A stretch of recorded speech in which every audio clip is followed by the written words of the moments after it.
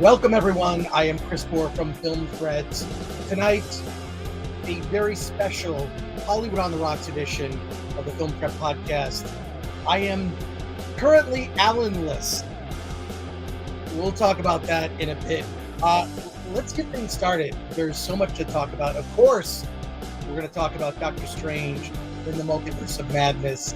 A couple other things we're going to talk about, but just because we're hanging out and having fun, I'm interested to hear what your questions are. Everyone in the chat, I'm ready to get started. Should we get this thing started? Let's frickin' go.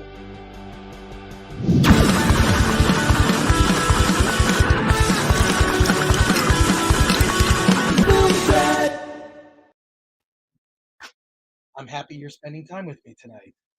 Here we are, the special Hollywood on the Rocks edition of the Film Thread podcast. So let me kick things off, and we'll do what we do every Hollywood on the Rocks edition of the Film Thread podcast. We're going to do, first of all, we're going to open this can. There we go. And we're going to drink every time we talk about movies, which is going to be pretty much all night. So there you go. Join me for this. I am, as I said, Allen-less currently because Alan is at a screening of Doctor Strange 2. He is there right now, and he'll be joining me. He'll be joining me in a little bit. In the meantime, we're going to talk. We're going to see who's in the chat here. We are also still demonetized, but we have 69 people watching right now live. 69 people. So make sure you slap that like button. You know how to do it.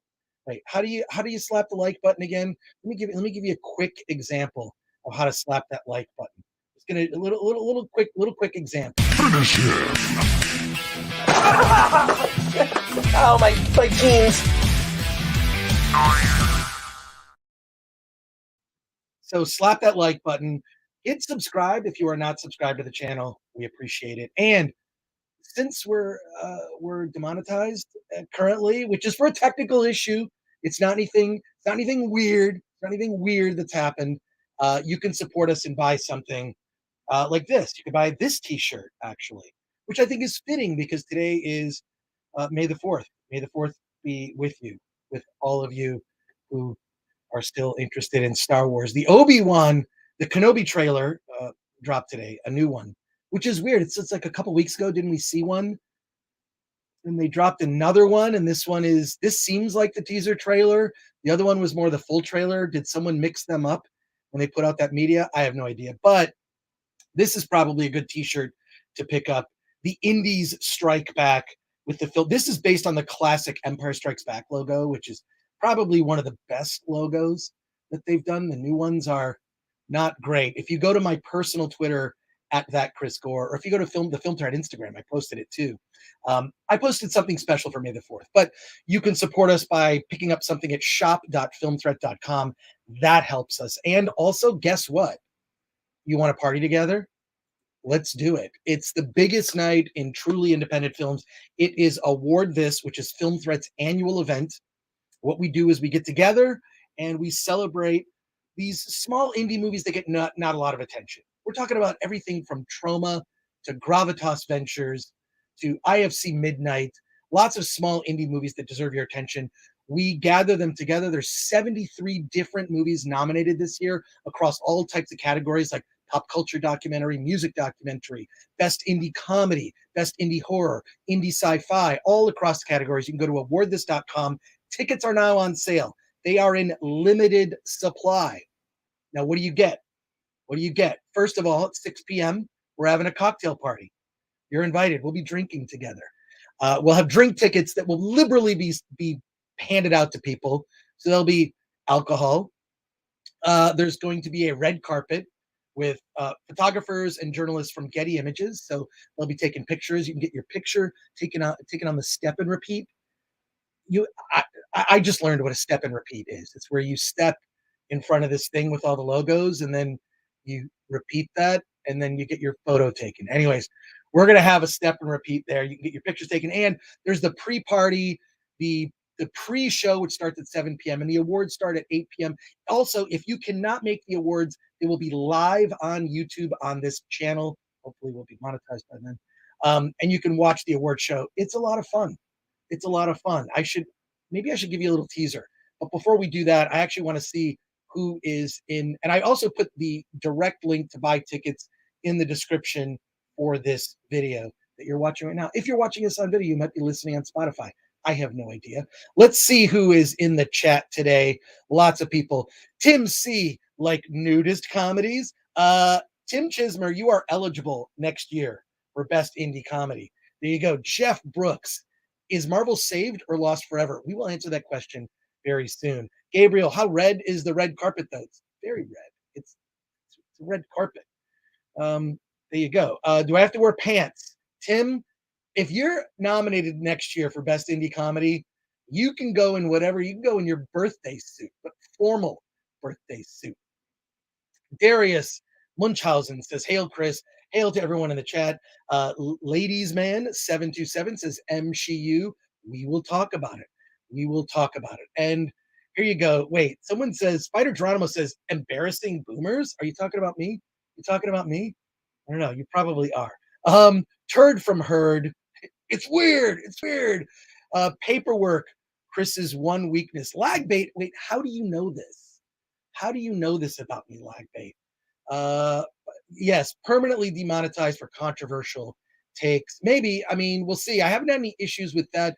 We had a couple last week. We had a video that we did that was we had to take off line, and which bums me out. We had to recut it and then re-upload.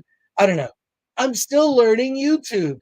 I'm still learning YouTube. So bear with me, but we're going to have a great conversation tonight. Yeah, paperwork is the worst, says the Chicago Box. I am right there with you. I'm not. The thing is, it's just paperwork that has to be filed in another state, and then I have to get a copy of that and upload documents to YouTube. This is the holdup. It's all me, but you can help support us by going to shop.filmthreat.com, or if you're keen to attend award this, one of the things you get this amazing celebrity. You get this amazing pint glass, which we actually don't sell this. We actually don't sell the pint glass, but you'll get a pint glass will be in your gift bag. You'll get a special gift bag. You're going to get, wait, I wonder, do I have this video? I want to show you a special video that I made just for us. Okay, here it is. You're going to get, and this is very rare, I found extra boxes of this. This is going to be in the gift bag. So it's going to be this, and there'll be a special movie themed popcorn. There's going to be stickers, some DVDs from Full Moon Entertainment, and you're going to get a copy of that Celebrities Poop. It is based on the very famous book Everyone Poops by Taro Gomi, and I found some boxes of this. In some storage, and this will be in the gift bag. So here's this little teaser for Celebrities Poop. I think it's worth checking out because I actually have a theme song just specifically for this book. So let's give it a listen. You're gonna get a copy of this at the award show. If you go, it'll be in the gift bag. Celebrities poop, celebrities poop. Did you know that all celebrities poop? All celebrities eat, so all celebrities poop. Some make a big poop, and some make a small poop.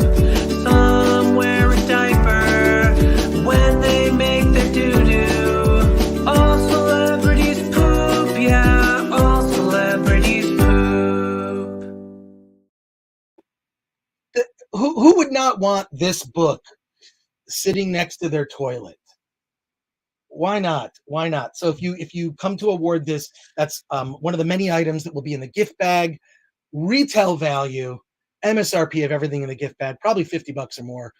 Tickets might seem a little pricey, but it's a fundraiser to support the Frida Cinema. So go to awardthis.com and pick up those tickets, and we can hang and party together.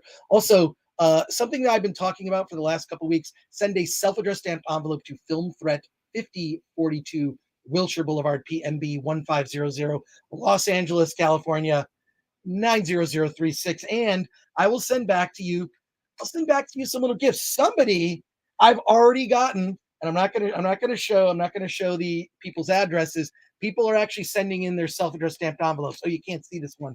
This one right here I have to show you. If I can just get that. Can you see that somebody sent me this? and it has a Cosby Show. It has a Cosby Show stamp. Someone was trying to be clever, and all I can say is this: I appreciate this. What is it? Is okay. That's bizarre. Thank you. I am sending back to you some film threat stickers so you can make one of those videos that we've been showing. I'll show it one last time before we're about to get into Doctor Strange. We're going to. I promise you, it's coming. But you can make one of these videos. We'll feature it on the show. I think it's a lot of fun. These videos that we've been doing, where you basically you talk about how our reviews are delicious.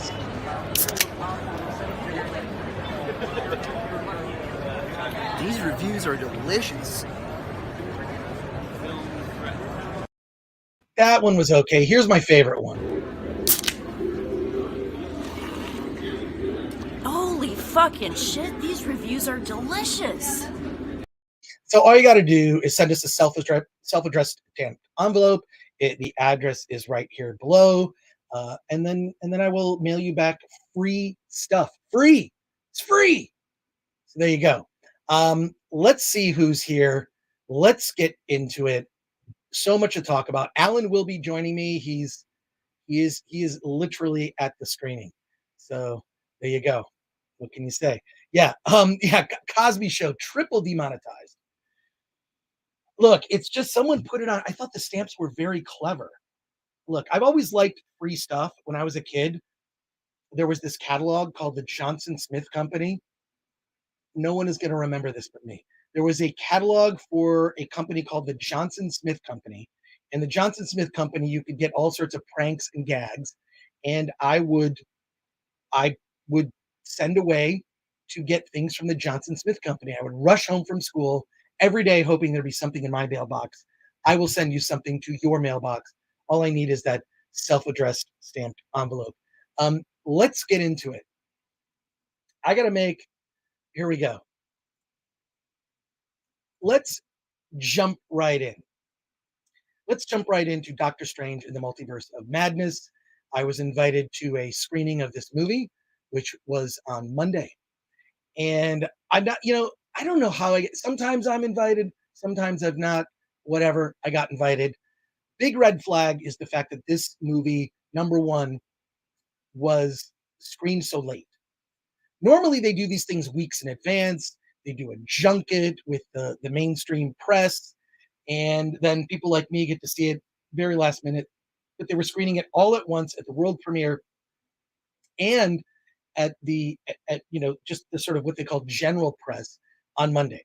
I was fortunate enough to get into that screening and got to see the movie on Monday. And I don't know why I'm telling you that. I think it's just a full disclosure that I'm seeing it. I'm also seeing the movie again tomorrow night. We'll talk about it again on Thursday. I'm just seeing it with friends who all want to see it. And that way we'll be able to discuss it. And I'm looking forward to discussing it with you. At the beginning of this review, this is going to be non-spoiler. We'll get into spoilers later, and there will be a warning. And I'll even put up a new graphic so you'll know that we're into spoilers. And I'll answer your questions before we get to the spoilers section. And hopefully by then, Alan will be joining me. But let's launch right in. I love the first Doctor Strange movie. It is, I would say, the first Doctor Strange movie directed by Scott Derrickson is top tier Marvel. It's a great introduction to Dr. Stephen Strange, how what he suffered and lost. He lost effectively the woman he loved. He lost the career that defined him. And we don't need to go over that movie, but it is one of my favorites. It's of the Marvel films in terms of an origin story, right? It just really helped define that character. In addition, showed us things, and this is, I think, what Marvel in its heyday did so well. Marvel was able to create a movie universe that was different, very different than anything we'd seen before. Doctor Strange, very different from Black Panther, very different from the world of Iron Man, very different from the world of Captain America and Thor, etc. And I love that first film. I think it's one of the better of those. I think it's better than First Avenger. It's definitely better than Thor. Not as good as Iron Man. I think Iron Man is top of the top tier, the first Iron Man. But this was right up there. So And also I think Benedict Cumberbatch is a great choice for this. It's interesting that Johnny Depp was someone who was in contention for this role. Um, that's a, maybe I should not have brought up his name because that could divert into a whole other. I don't know if you've been watching things transpire, but if you've not been watching things transpire, that's a whole other live stream. So let's not discuss that. But I think Benedict Cumberbatch did a great job, not just in that film, but also, you know, being involved in, of course, Infinity War and then Endgame, Spider-Man: No Way Home. I mean, they made Doctor Strange a cool character in the MCU, and I love that first film. Let's start with this. You've seen Doctor Strange, the first movie, and you're a fan of that character. So what do you want to do? You want to see Doctor Strange 2, the second movie. And you go to watch it right after you've seen Doctor Strange and prepare to be confused. Because Doctor Strange in the Multiverse of Madness is not just a sequel to Doctor Strange, it's also includes events that occurred in WandaVision, also includes events that occurred in Endgame. There's repercussions of that. Also includes events that occurred in in Endgame, no Spider-Man, No Way Home.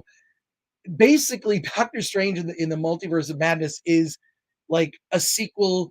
It's just the next Marvel product, and Doctor Strange is the gateway into this story. So it feels burdened from the start that you're basically having to deal with story events that occurred in all of those things, right? Was there, what happened to Wanda? She's well, you've seen in the trailers. She's evil. She is evil Wanda in pursuit of her children in another somehow in another multiverse, right? You've got that. You've got what happened in Spider-Man: No Way Home, kind of breaking the multiverse. You've got Endgame. Could there have been a different way to resolve the events from Infinity War to Endgame?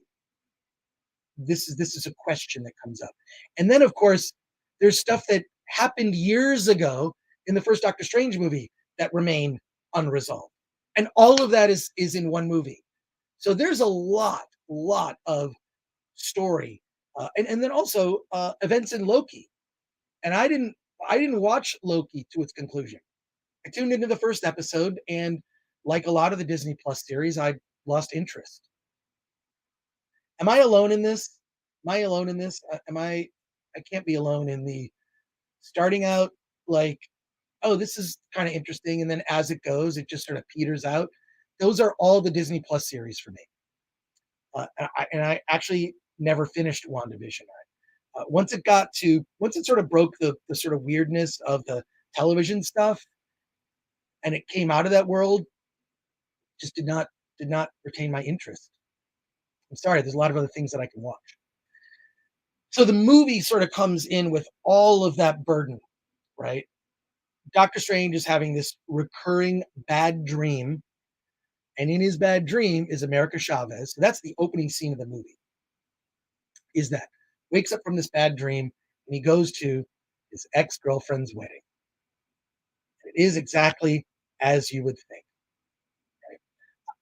Right? I wonder, should I be getting into too much of the story into this? Are you guys prepared for this, or do you care? All right. Well, we'll see. Yeah, there we go. Didn't finish Wanda. Didn't watch Loki. This is going to be a problem for a lot of people seeing this film. Is that it's kind of like when you've ever read like a comic limited series and then they do spin-off comics like uh, an example, Crisis on Infinite Earths, DC Crisis on Infinite Earths. Is anyone? Okay, people are saying spoil away. I'm gonna remain spoiler free for as long as I possibly can, and I'll let you know. But what'll happen is like Crisis on Infinite Earths will come out, and I have all the 12 issues, which I read, but there are all kinds of events that happen between the issues in standalone comics that I didn't read all of them, so I don't know everything. And that actually hurt this movie quite a bit. The movie is burdened with so much plot. Every character kind of has a moment of, Captain Plot Point or, Captain Exposition, where they have to stop and tell you what's going on, which is really, really uninteresting. And it reminded me of The Rise of Skywalker, right? Tying into today being May the 4th. Rise of Skywalker was burdened with so much needless plot exposition that it just took the emotion right out of it. That occurs here too. And let's get into I'm going to start out with like the good and the bad. Let's start out with the good. Okay. The good, Sam Raimi's voice, you can kind of see struggling to be in the film, right? And I would say about 15% of the movie is full on Raimi. Like there's stuff that's like right out of Evil Dead. There is a zombie version of Doctor Strange in another universe that he's able to reanimate. Okay. So that's kind of cool. Pure Raimi. It's awesome. Now, 80% of the movie was reshot. It shows. The tone is all over the place. So you've got the Raimi stuff, which is dark and creepy and full on balls out horror, which I love. It's like, oh, this feels like a Raimi movie. And then there's the other 80 to 85% of the movie that it almost feels like Sam Raimi had nothing to do with it. In fact, I would go so far as to say that like it feels like a Disney Plus show. And in fact, at the very end of the movie, it says in big letters at the very end, a Kevin Feige production. Okay. Make of that what you will. But it really felt like a Disney Plus show. So the parts where Raimi's voice kind of shines through, that's the good part. And then there's the rest of the movie. Let me dispel a couple things before we get into spoilers. And spoilers, we have about 236 people watching. I think that's a new record for us. Actually, no. When we did our Oscars live stream, we had like about 900 people. So smash that like button, please, and subscribe to the channel if you have not subscribed. But let me just dispel something right now. This isn't a spoiler per se, but I want to bring your expectations down. And by down, I mean, I would have to keep going down until I'm like off camera to be that far low. Everything that people speculated was going to be in this movie, there were rumors. Deadpool is in Doctor Strange too. Tom Cruise, Iron Man variant is in Doctor Strange too. There's going to be all these cameos in Doctor Strange too. It's going to be 3 hours.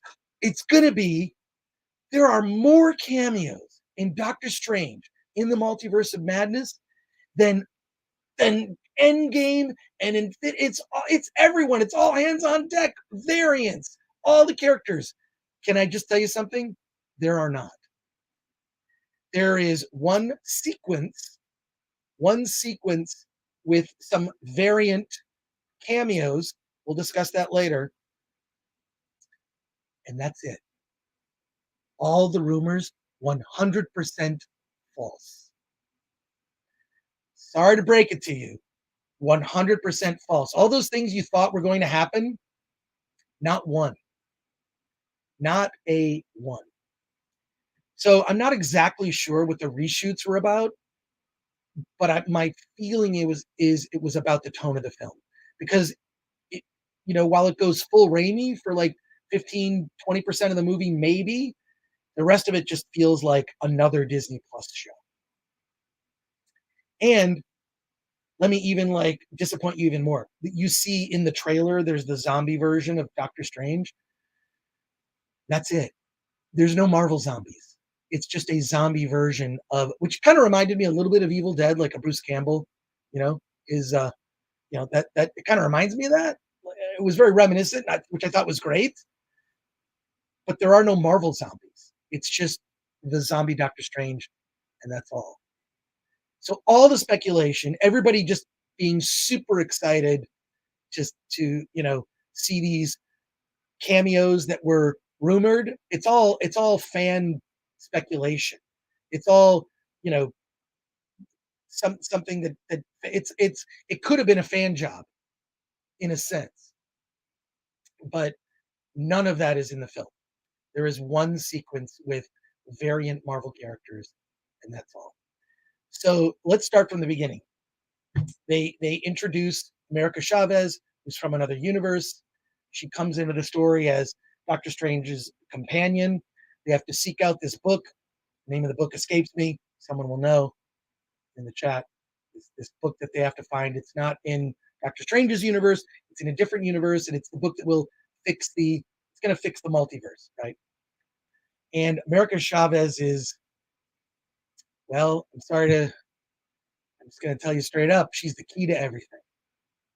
She is the key to everything. And it's not really defined like what America Chavez's powers are.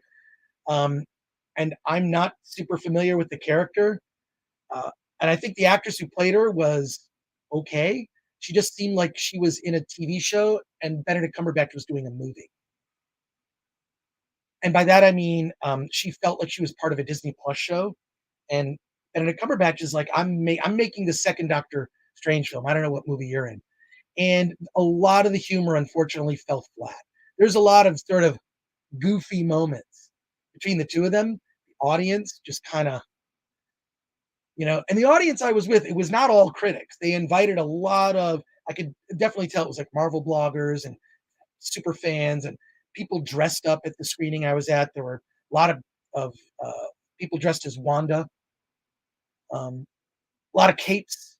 So there were people at this screening that were fans. And so I was a little surprised that the reaction to the film was so kind of low key. The humor just didn't land for some reason. And the thing is that I really miss is that and really quick, the Fantastic Four was my gateway comic.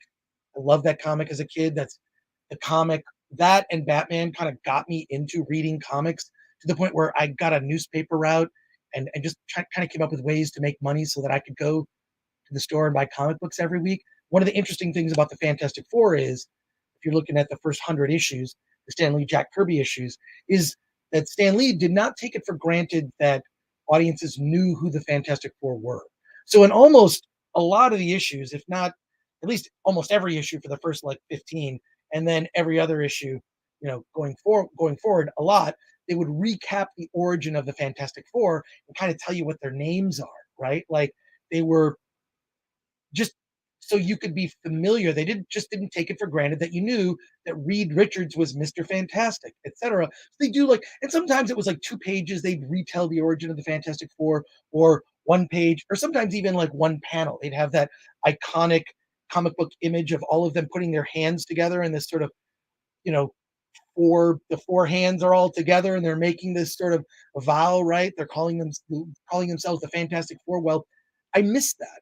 And I feel like there needs to be a movie version of that. That if you introduce a new character like America Chavez and they haven't made a movie about her, can we just get a quick recap, even if it's a flashback about who she is and what she's about? There is something where there's gonna be a little spoilery. Should I switch? All right, we're switching. Spoiler territory. Here we go. You'll see that she's in this other universe where she has 2 moms. Not explained. Has 2 moms. She does something and she feels guilty. She feels like she is responsible for her parents being sucked into some.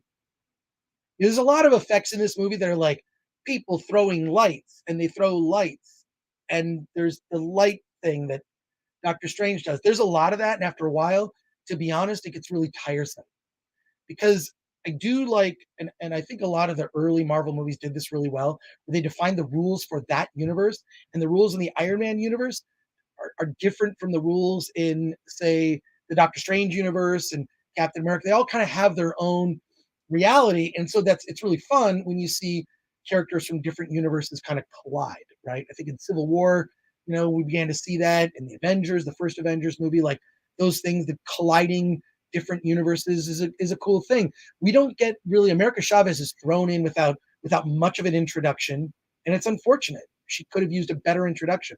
There is this sequence where Doctor Strange and America Chavez go to this separate another universe, and there's a cringe line. There's a cringe line where she goes to get some food, and then she talks about how, well, in most universes, food is free.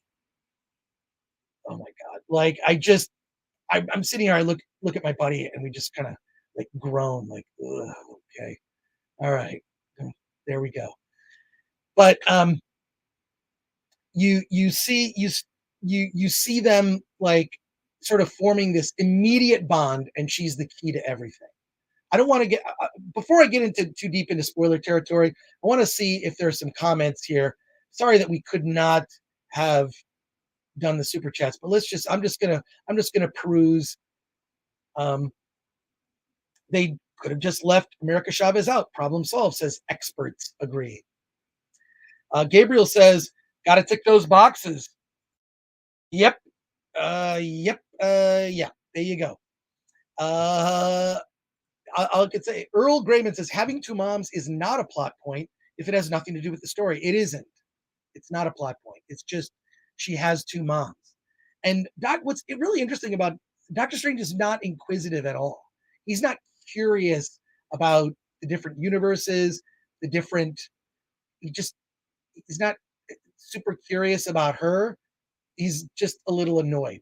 So in a way, kind of reflecting maybe how some people in the audience felt. So there you go. Yeah, and Ray Cole of Dunwell says Marxist utopia. They do kind of imply that. You mean food isn't free in your universe? That's lame.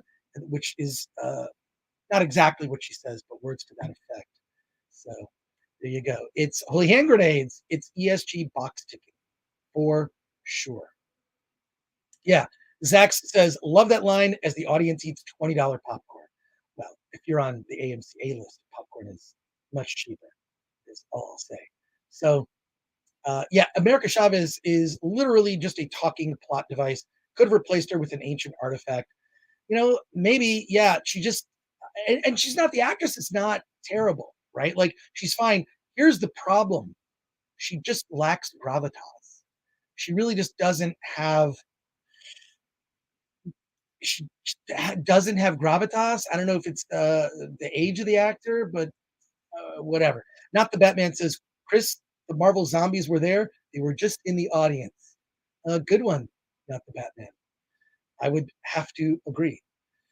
But it's they develop this rapport as Wanda is now on a search for she wants to find her children in another so she's the big bad.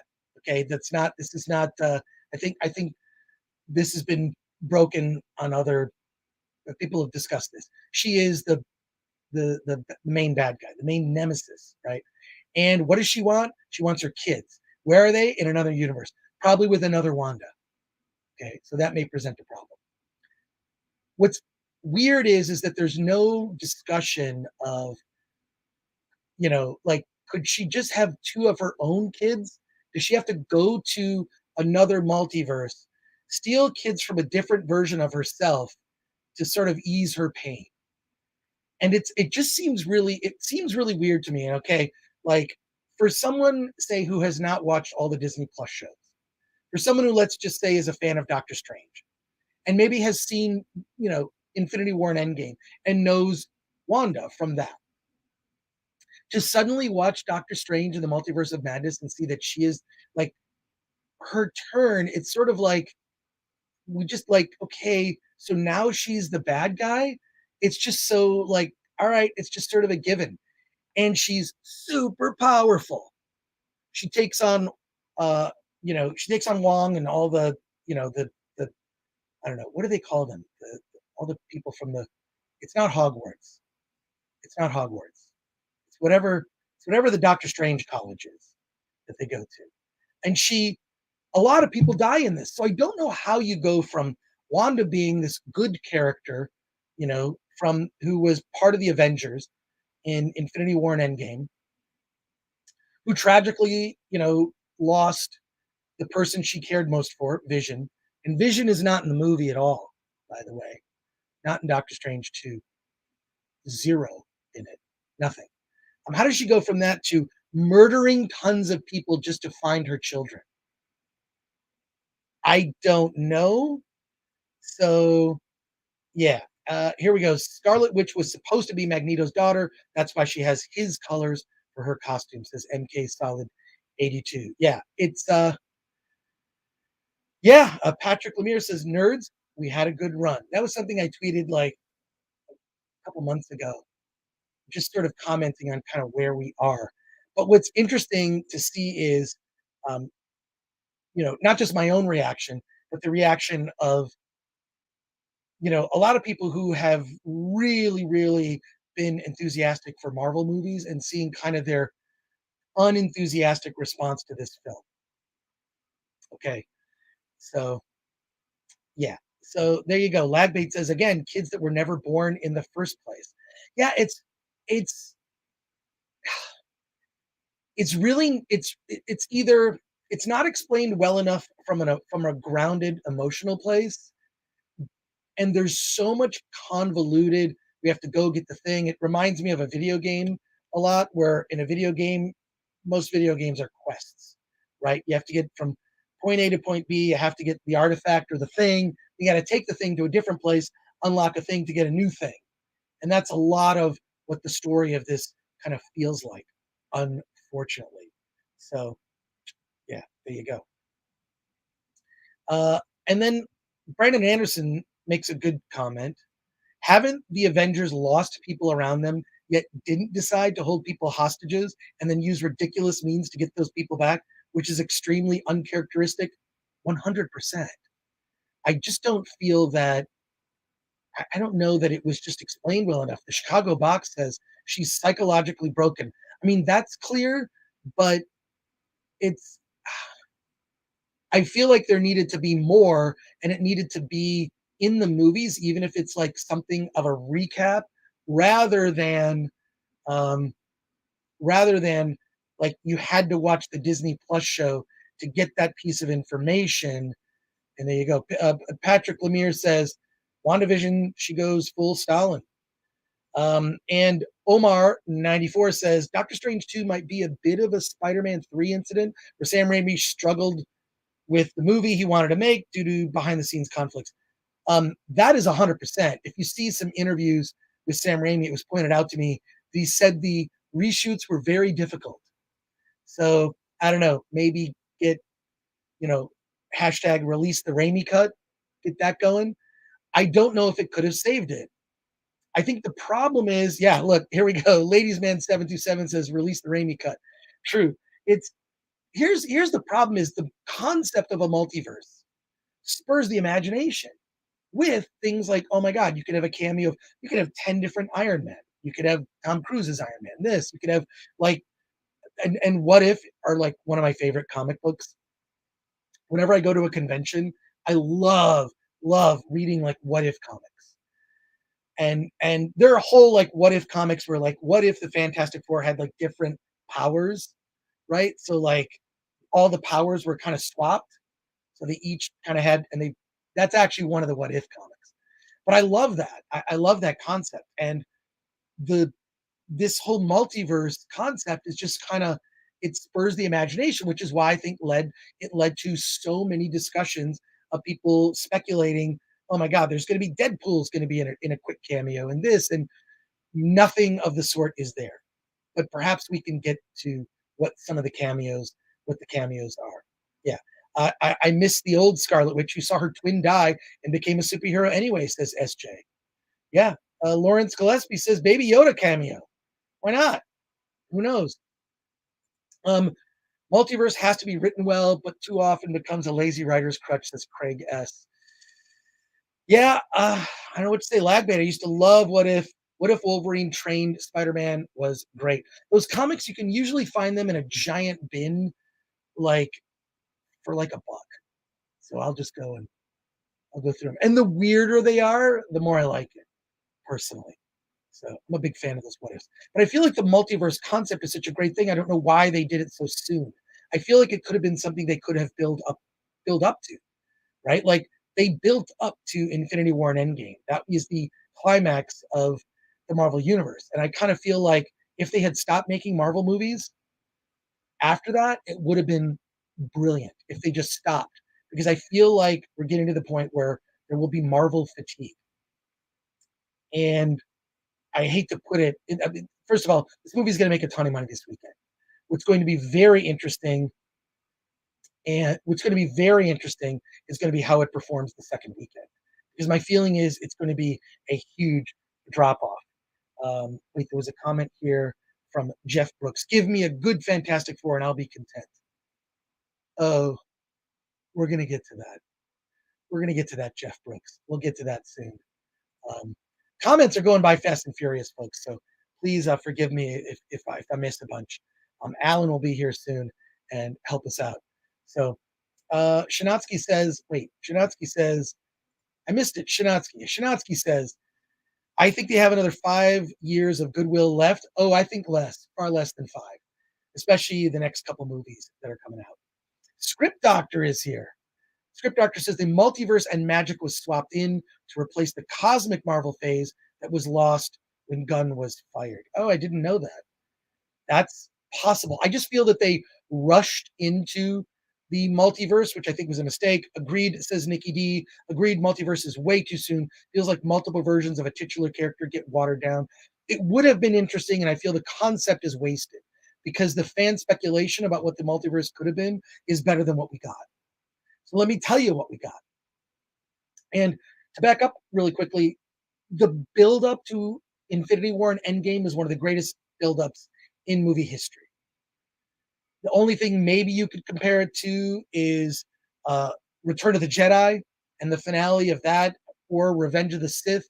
When you get to the closing film in a series, we're not going to bring up Rise of Skywalker because I just brought it up. And my apologies for that. But there are just so few moments in movie history that had that kind of buildup, which is why, I love seeing those videos that people post of Captain America when he finally says the line, Avengers Assemble, while holding Mjolnir. It's amazing. It's like this release. And God, being able to experience that in a theater was amazing. We're not going to have that again. I mean, Kevin Feige's been quoted as saying that they're going to have sort of these like mini arcs. They're going to take place over maybe 3 years, 5 years, just less of a time. To build up over 10 years, you've got to bring in new characters in the universe, have it all kind of coalesce. And I feel like that would have been, if they had spent a decade building up to the multiverse and introduce new Marvel characters and maybe revisit some old ones and then build up to a multiverse story and basically maybe tie it all together, that they've got to fix the multiverse, it would have been incredible. And this isn't that. There is one sequence of variance, and I'm about to talk about it. So do you want it spoiled? In the chat, let me know, do you want this spoiled? Because I'm going to get right into it. If you don't want it spoiled for yourself, recommend you dip out and come back in like 20 minutes. Okay, spoil away. Yes, spoil away. In one of the universes, Doctor Strange, as he's being pursued by Wanda, who she wants to get America Chavez for her powers, because her powers are capable, and it's not really clearly defined what her powers are. Give me a refresher. That's what I was mentioning earlier. Could we have like just a quick refresher of, she can punch things really hard. It's pretty much what I got about America Chavez. She can punch things hard. Okay. Yeah. And so they go to one of these multiverses. He is escorted in by some Ultron-like robots. You've seen some of this in the trailers. They've teased shots of it where you see he's brought before the Illuminati. Who are the Illuminati? Well, the Illuminati consists of Black Bolt, is there, played by Anson Mount, which I actually liked. His costume is accurate to the comic book, part of the Inhumans. And the costume's pretty freaking cool, right? So Black Bolt, then you've got Um, Captain Carter, right out of the What If, right? She's there. You've got Captain Marvel, but it's Captain Marvel. It's the black actress who was in. She was in the recent 007 movie, and she was in Captain Marvel. I think she's a better Captain Marvel than Brie Larson, to be quite frank.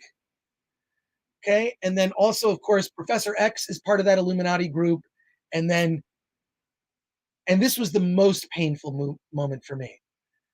John Krasinski as Mr. Fantastic. Now you've probably seen they've been taking the video down.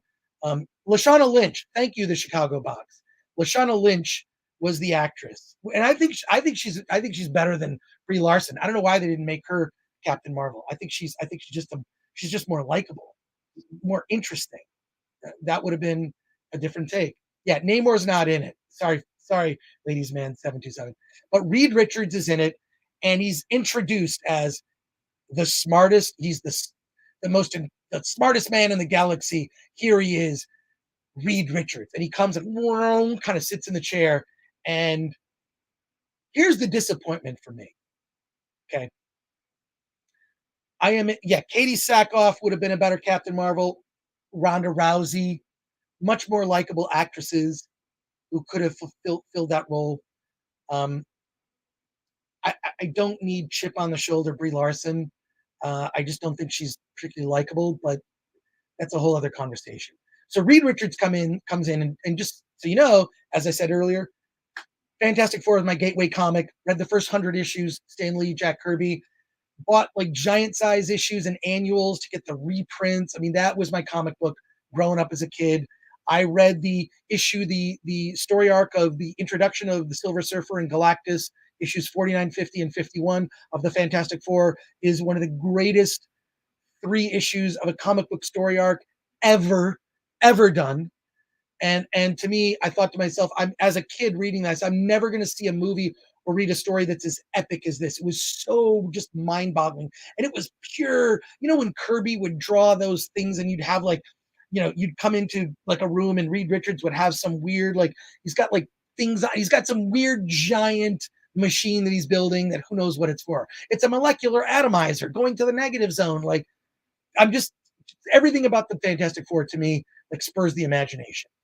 And we have seen different incarnations of the Fantastic Four. There was the 1993-94 version put out by New World Pictures, Roger Corman's company, never released legally. You might be able to find bootlegs here and there. You might be able to find somewhere on the YouTube, you might be able to find that Fantastic Four movie, but it's actually the most accurate, at least to the Stan Lee, Jack Kirby incarnation of the Fantastic Four you'll ever see. And I was on the set during the entire filming of that Fantastic. I was such a Fantastic Four fan. I had just moved to Los Angeles. I was doing Film Threat magazine. Had a friend who worked at New World Pictures. I said, "Please get me on the set."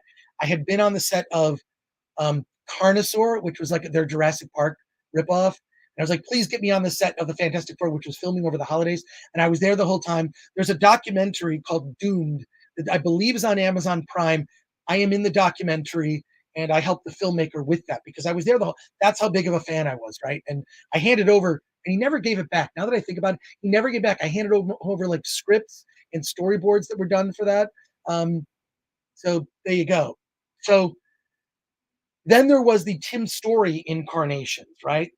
Fantastic Four with Jessica Alba, Yoan Gufford, and Chris Evans as Johnny Storm. Although, can I just say this about Chris Evans? Fucking Chris Evans plays 2 characters from the Marvel universe.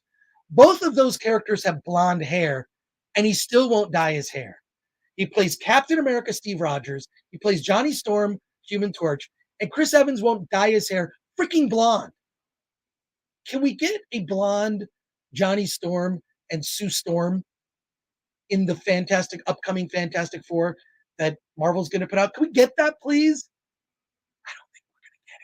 I don't think it's going to happen. I don't think it's going to happen. So, and Script Doctor says if they did an FF film in the early 80s, Robert Culp would have been a perfect Mr. Fantastic. Yeah, Mr. Fantastic is the old professor at the college with the silver sideburns who's dating a younger blonde. That's what the Fantastic Four is. Let's make sure that that's accurate in the upcoming Marvel movie. It won't be. So there was the Tim Story editions, and they were okay. I don't think the effects were quite there yet. And then there was the Josh Trank version, which was completely derailed because it was made to hold on to the rights. Right? I mean, that's just why that was made. So there you go. So now I'm seeing John Krasinski, and that is the fan casting that was done, right? Everybody, like, there was all this like fan art. The fan art of John Krasinski as Mr. Fantastic was friggin' cool. And he in the costume, which I think was inspired by the fan art. Seriously, the fan art inspired John Krasinski's look in the movie. And I'm sorry to break it to you, he's not very good as Reed Richards. I feel like his screen time is pretty short. He's in about 3 scenes comprising a sequence in about the middle of the movie. And he comes and also, like, I'm sitting here in my imagination thinking about, well, what would Mr. Fantastic do? There's these like great like Kirby drawn things where like Ben Grimm is like, as the Thing is like super pissed off at Johnny Storm, and you see like Reed Richards like stretching his torso around the Thing just to like hold him back from beating the crap out of Johnny. Like, I love that stuff. I love that family dynamic. I'm looking at, oh my God, I'm just gonna bring this down here. Just give me a second here. This is here. This is just sitting right off screen, the shelf right here. I've even got the Galactus that goes with this set. So I'm looking at Fantastic Four toys sitting right off to the side here. This is here. Here's more. Here's more here. Check this out. Check this out. I'm just gonna show you this. Oh. There you go. Yes, I bought blind boxes. I think I've got a couple sets of Fantastic Four. And then even I've got, look at this nice metal ring. There you go. I am, if there's anything weird and obscure of Fantastic Four collectible, I gotta find it. I gotta get it. We're gonna get to Bruce Campbell in a second, Shodansky. Bruce Campbell is the best part of this movie. He's the only thing in the movie that's not disappointing. Yes, Bruce Campbell's in it, and he's great. He's great. Ladies Man 77, buy statues in 1/6. Those little things are worthless. Yeah, but they're fun. They're fun. Let me have my fun. So we see Mr. Fantastic and I'm thinking in my head, like, they've never done his powers right. The Tim Story movies, they did the best they could with the technology at the time. The Roger Corman thing was meh. And then the Josh Trank thing, he just didn't have a lot of screen time with his powers. And here I'm thinking, like, we're going to see full on Mr. Fantastic. And the effects are lame. The effects are lame. You don't see him go full Mr. Fantastic. And he's the smartest guy in the galaxy. And all the characters that I mentioned, big spoiler, and this is leaked. Video of this is leaked, so I'm just going to tell you, they all die in stupid ways, in incredibly stupid. Black Bolt dies in a really like almost like insulting way, and Mr. Fantastic, who's the smartest person in the galaxy, is taken out by Wanda. They're all taken out by Wanda. Of course, Captain Carter and Captain Marvel are there to the end. They still meet their demise in maybe ways that aren't as awful. But what bothered me most is that John Krasinski didn't have a lot of screen time to work with. But show me that you're at least like, give me something, give me a moment, give me a line, give me like a way of looking at something. I always saw Mr. Fantastic, Reed Richards, as like this nerd that's so fully focused on what he's doing in terms of his work that, he ends up having like some marital issues, right? Okay. So his wife goes for a fish, talking about Namor. They always had like a weird chemistry, Namor and Sue Storm.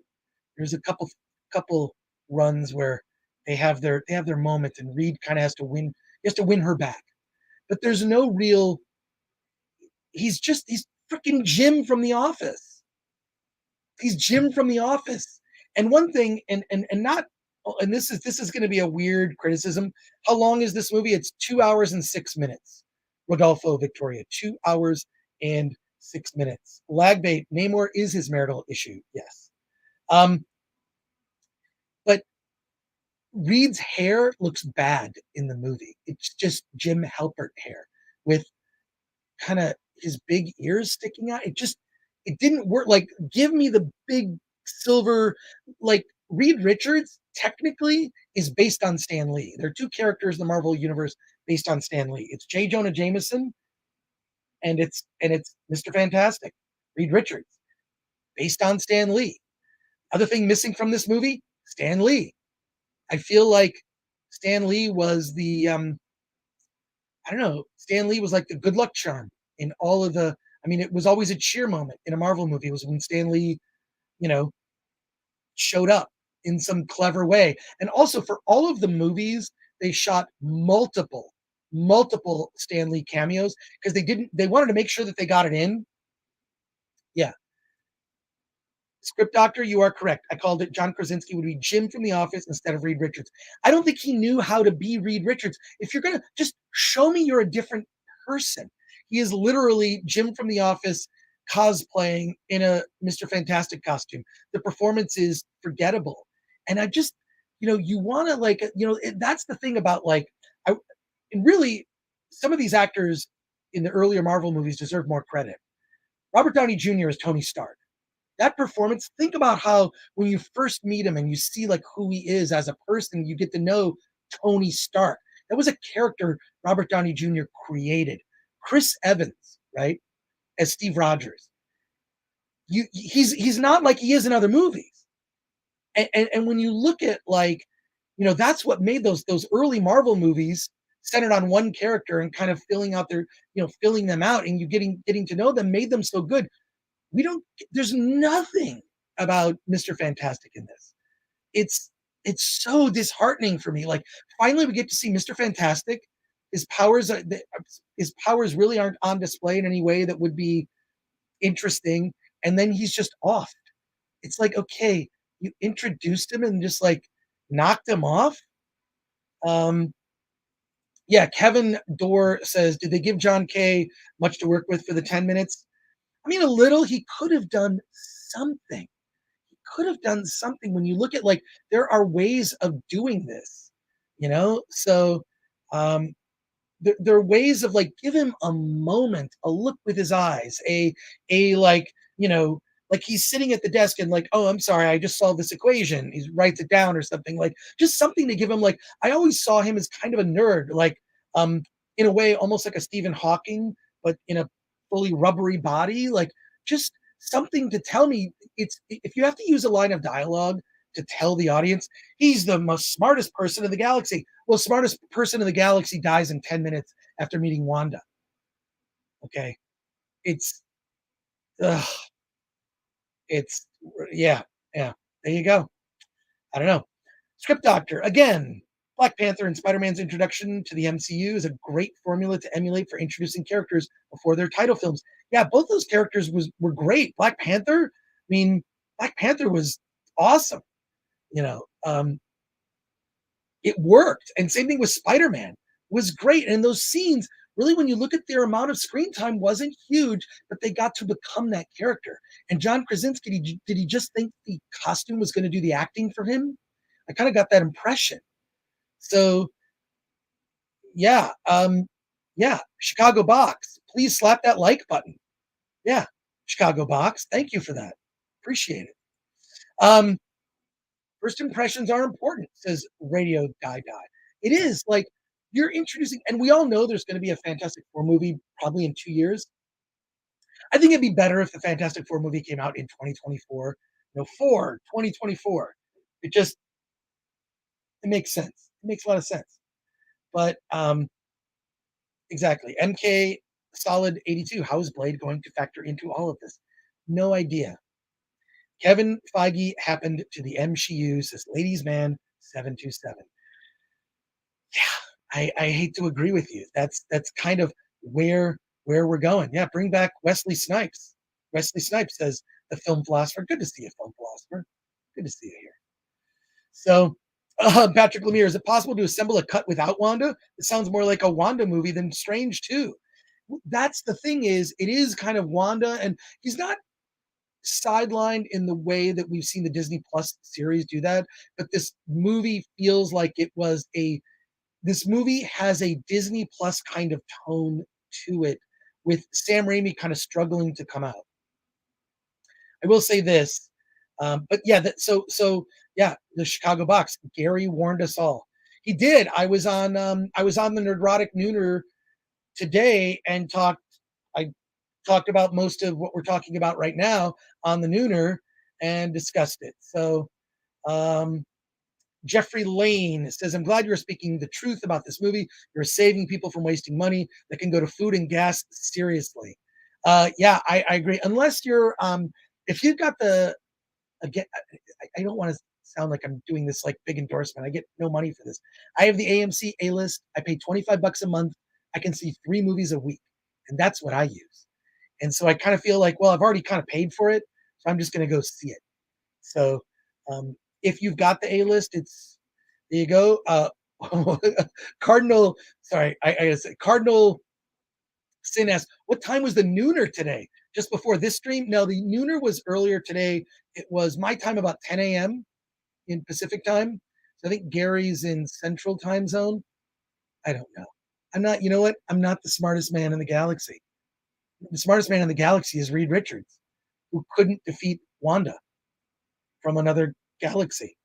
So, and Jeff Brooks says, I am a Draft House season pass holder.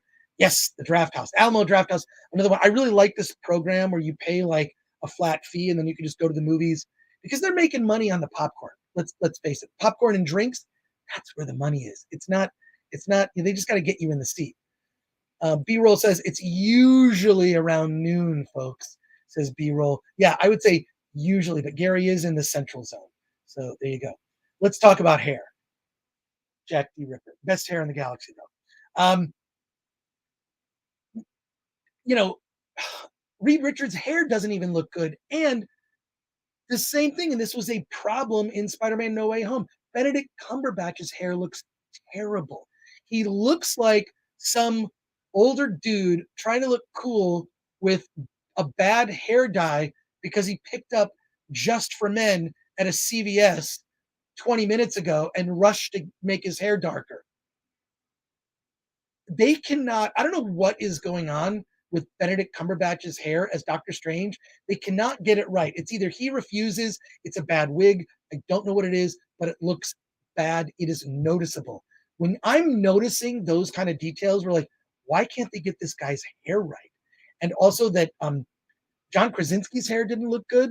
Like, clearly that department, they're using maybe the TV people.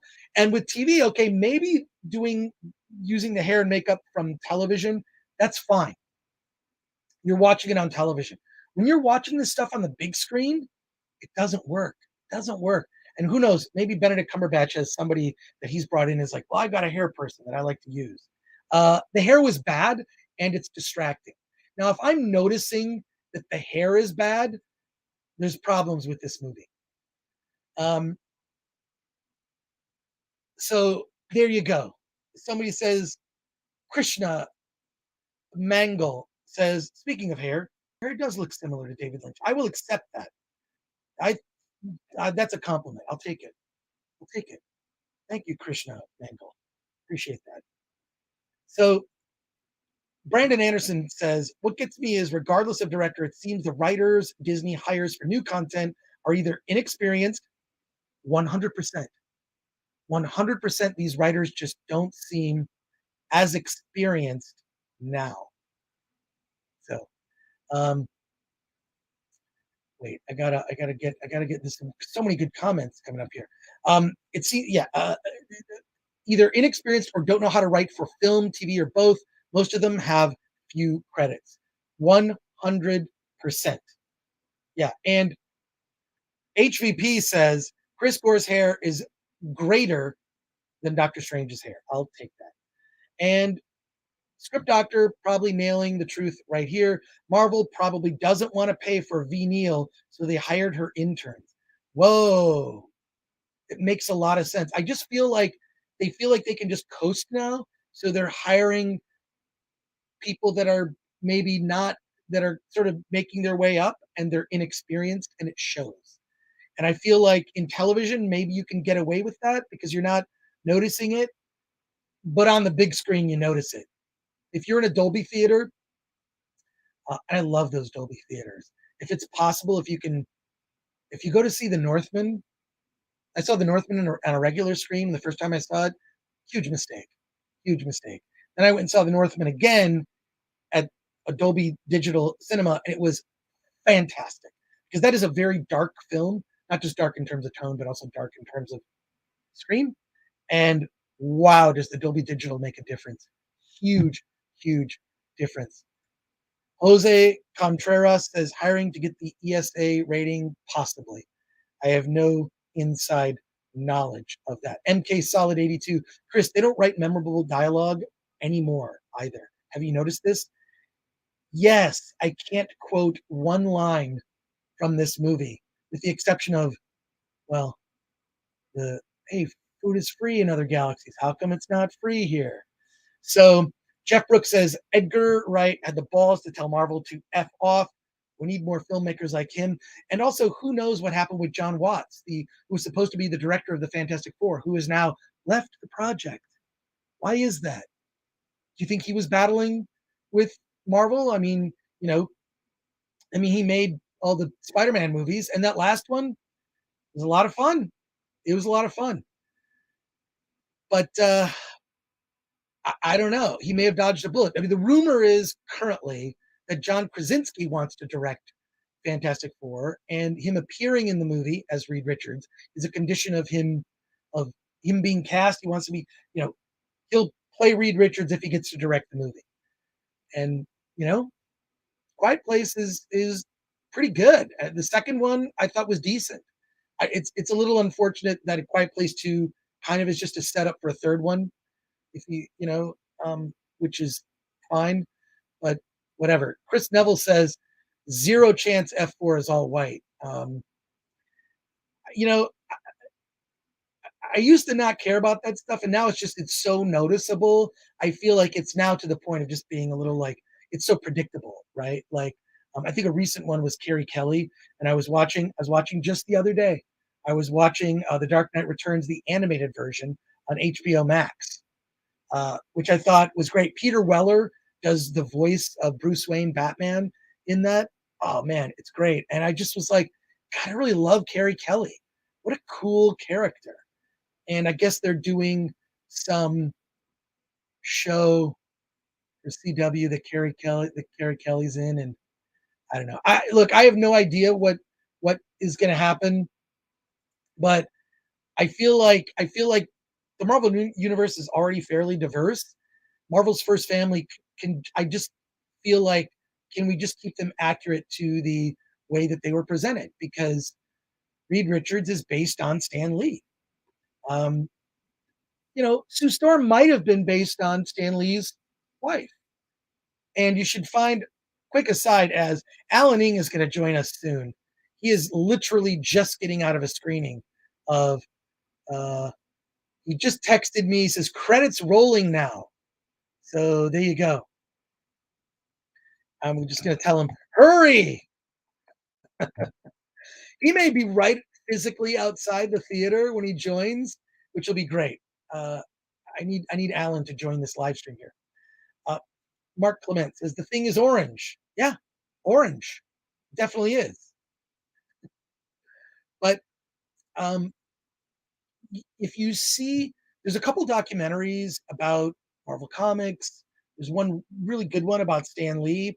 One of the things that I learned about watching this documentary about Stan Lee and his life is when you look at those old Fantastic Four and you look at like those that run of that like decade of getting from the beginning of the first Fantastic Four comic book all the way through like the early 70s. What's interesting is that Stan Lee would come in and literally perform the stories for the illustrators, and there's photos of Stan Lee going like or he would act, and he did it in a very Shakespearean way. He would be Dr. Doom, right? He would do dramatic things with his hands and his facial expressions and in this and so there's this in the documentary about Stan Lee. They show all of these stills of him, and they're right out of the comics. It's his contribution and what he was able to convey to the illustrators, Jack Kirby, Steve Ditko, whatnot, through his acting. He literally would come in and like perform sort of broad strokes of the story.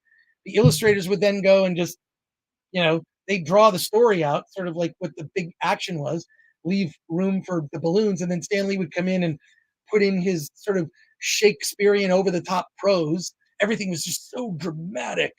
And that contribution cannot be underestimated. It cannot be underestimated. I'll answer this, Brandon Anderson. Chris or chat, should I take my 14-year-old son to see The Northman?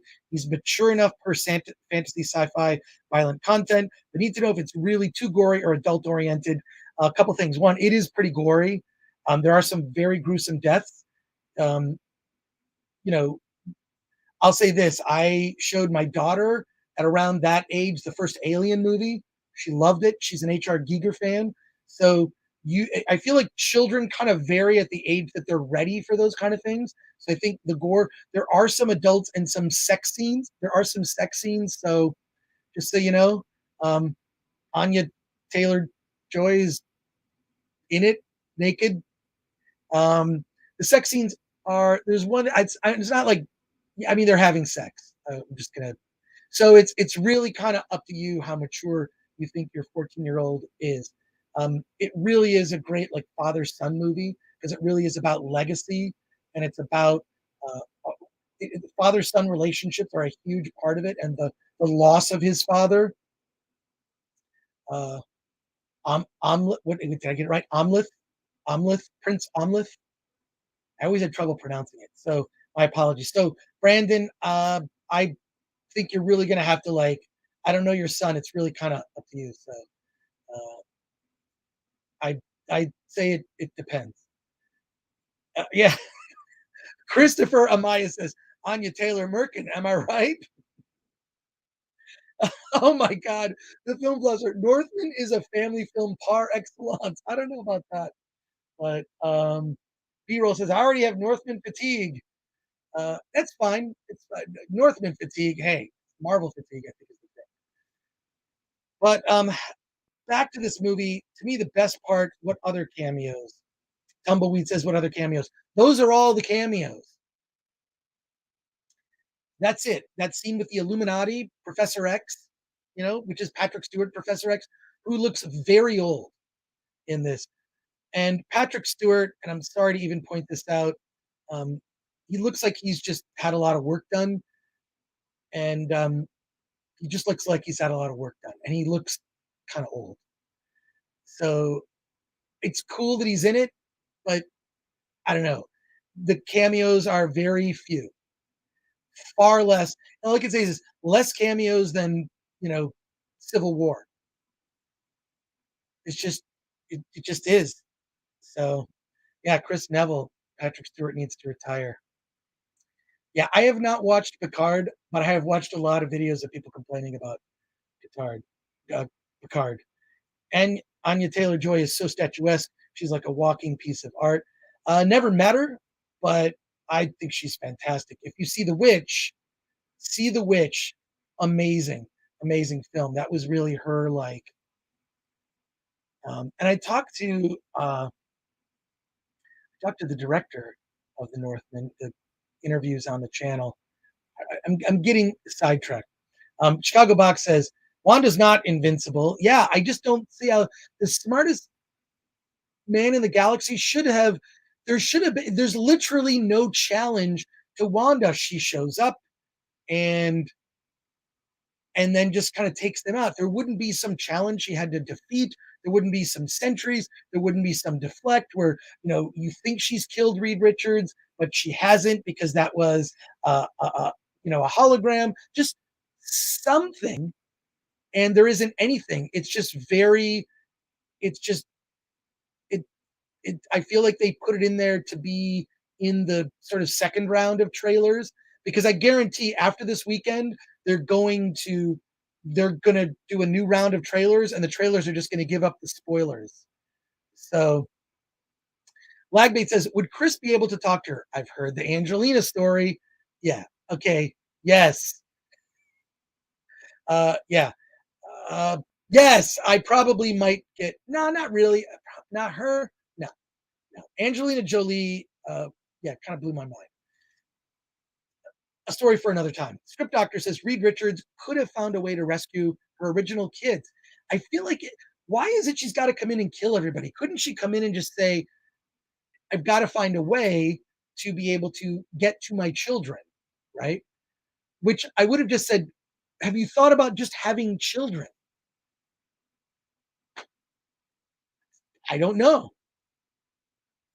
And yeah, this is a good answer for the gentleman earlier is asking, take him to see Dune. Yeah, Dune, I think is Dune's got some dark stuff in it, but yeah, Northman is sort of like on the edge, borderline there.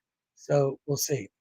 Um, let's talk about do we want to talk about the scenes at the end? Spoilers?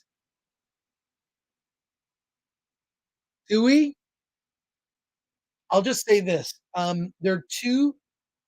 There's a mid-credit scene which kind of doesn't make any sense, but sets up Doctor Strange 3. It also says Doctor Strange will return. Oh, wait, someone says no spoilers. Well, we knew Doctor Strange was going to return. That Bear Down Adam, I'm sorry.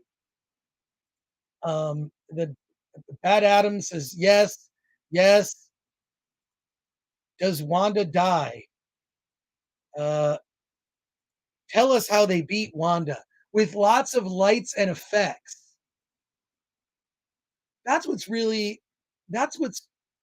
is actually like super disappointing about the movie is that most of these big effect sequences, it's kind of like I just a couple of weeks ago saw the Secrets of Dumbledore, which is, the Fantastic Beasts, and everything is the wands and shooting the wands and shooting light. And this, it's like I'm shooting light at you. Like, how does it all work? It just didn't make sense to me. Effectively, how Wanda is defeated is that Doctor Strange reanimates a dead version of himself that's in the universe that Wanda is in and uses his dead version, to defeat Wanda with light shooty outy things. And he's dead, so she can't kill him technically. Right? So there you go. It's basically, yeah, you're right. Radio die. Wanda defeated by a flashlight. Effectively, yeah. Let's get into it. We're already into the spoilers. Alan is here. Alan, just so you know, Alan. Hey! How's it going, man? We've been talking now since 8 o'clock. We're an hour and 23 minutes in. You just walked out of the theater. Before we get into it, I want to hear your thoughts and impressions. Yeah, I've heard bits of yours. I don't know what you said specifically, but I really love this movie. Definitely 8 out of 10 for me. I don't know what screening you were at, but people in my theater were having a good time with this one. There's applause afterwards. My daughter overheard people talk about how much they liked it. So yeah, it's going to be interesting. So mixed reviews. So I am very down on it. I thought it was a colossal disappointment because I thought this was going to be end game with great. And what did you think of the Illuminati? Those cameos? Yeah, I mean, are you familiar with the Illuminati or not from I know those characters. Yeah. I don't know that. Okay. Yeah, I mean, okay, so you're the DC guy. I'm the Marvel guy. I've been collecting Marvel for a very long time, since I was a kid, basically junior high. A little bit of break, but in terms of the Illuminati, I'm very familiar with it. And yes, they, Black Panther's not there. I'm pretty sure in the trailer, that's not Captain America. So I'm familiar with it. I know these characters. I know the Illuminati. When they talk about the incursion, that was a definite storyline that I had been following in the comics. And so, that to me, that was pretty exciting to finally see it. And then what they did with Professor X. I know that's been spoiled already. Nice homage to Professor X there. Well, what did you think about that? They kind of introduce these characters, and Uh-huh. then they just sort of kill them off. We're into spoiler territory. Oh, are we spoiling? Really? Okay. Yeah, no. It says spoiler review. We're just. Yeah, I can't read it. I'm on my cell phone, so I can't read. That's okay. That's okay, man. Yeah. But Yeah. no, I wanna... Yeah. No. It's not our universe. It's not the 616 universe, and so you have that freedom to kill them off. And what that does is also it doesn't mean they're dead in the movies. They're gonna, we know there's a Fantastic Four movie coming out. More Captain Marvel. So it's okay to kill other Illuminati. And I think that's the whole point, was that they're people. Our favorite characters can die in this movie and not have major ramifications surrounding it. Okay, Alan, someone's asking RMFX, and if you have questions for Alan, so I am very down on this movie. I thought it was a disappointment. And it's one of my, it's I would put it in the lower tier Marvel. I think we've reached a point of Marvel fatigue, and this movie shows it. Alan is very positive on it. So questions for Alan, because we've been talking already an hour and a half. I'll just make one big point. Like I said, I've been collecting Marvel comics for most of my life, and this movie felt like the comics I had been collecting, the comics I had been reading, the stories. And I think also another caveat is I was always an X-Men guy, so I was not a big reader of the Avengers. I was way into X-Men, and I think I felt like I got that flavor of story in Doctor Strange than I would maybe if I had grown up reading the Avengers. Okay. Well, okay, just a question I already know you know the answer to, but I'm going to ask it is, RMFX asks, WTF is 616? 616, that's the designation of this particular reality or dimension. And so I believe this is the one that gets me is, the MCU is 616, and then the comic books are 616. And I'm not sure how really that jives, but, what are you going to do? The question here, the Chicago Box says, how did this benefit the new Fantastic Four film that has yet to come out? I was talking earlier, you missed it, but I was very disappointed with John Krasinski as Reed Richards. I don't think he did a great job. I thought it was brief, and he's the smartest man in the universe, and he's killed off like that. It was like, you would think that he'd go, or like maybe, she thought he was killed, and then like he comes back or something. I'll go back to my original statement. That's not the 616 Reed Richards.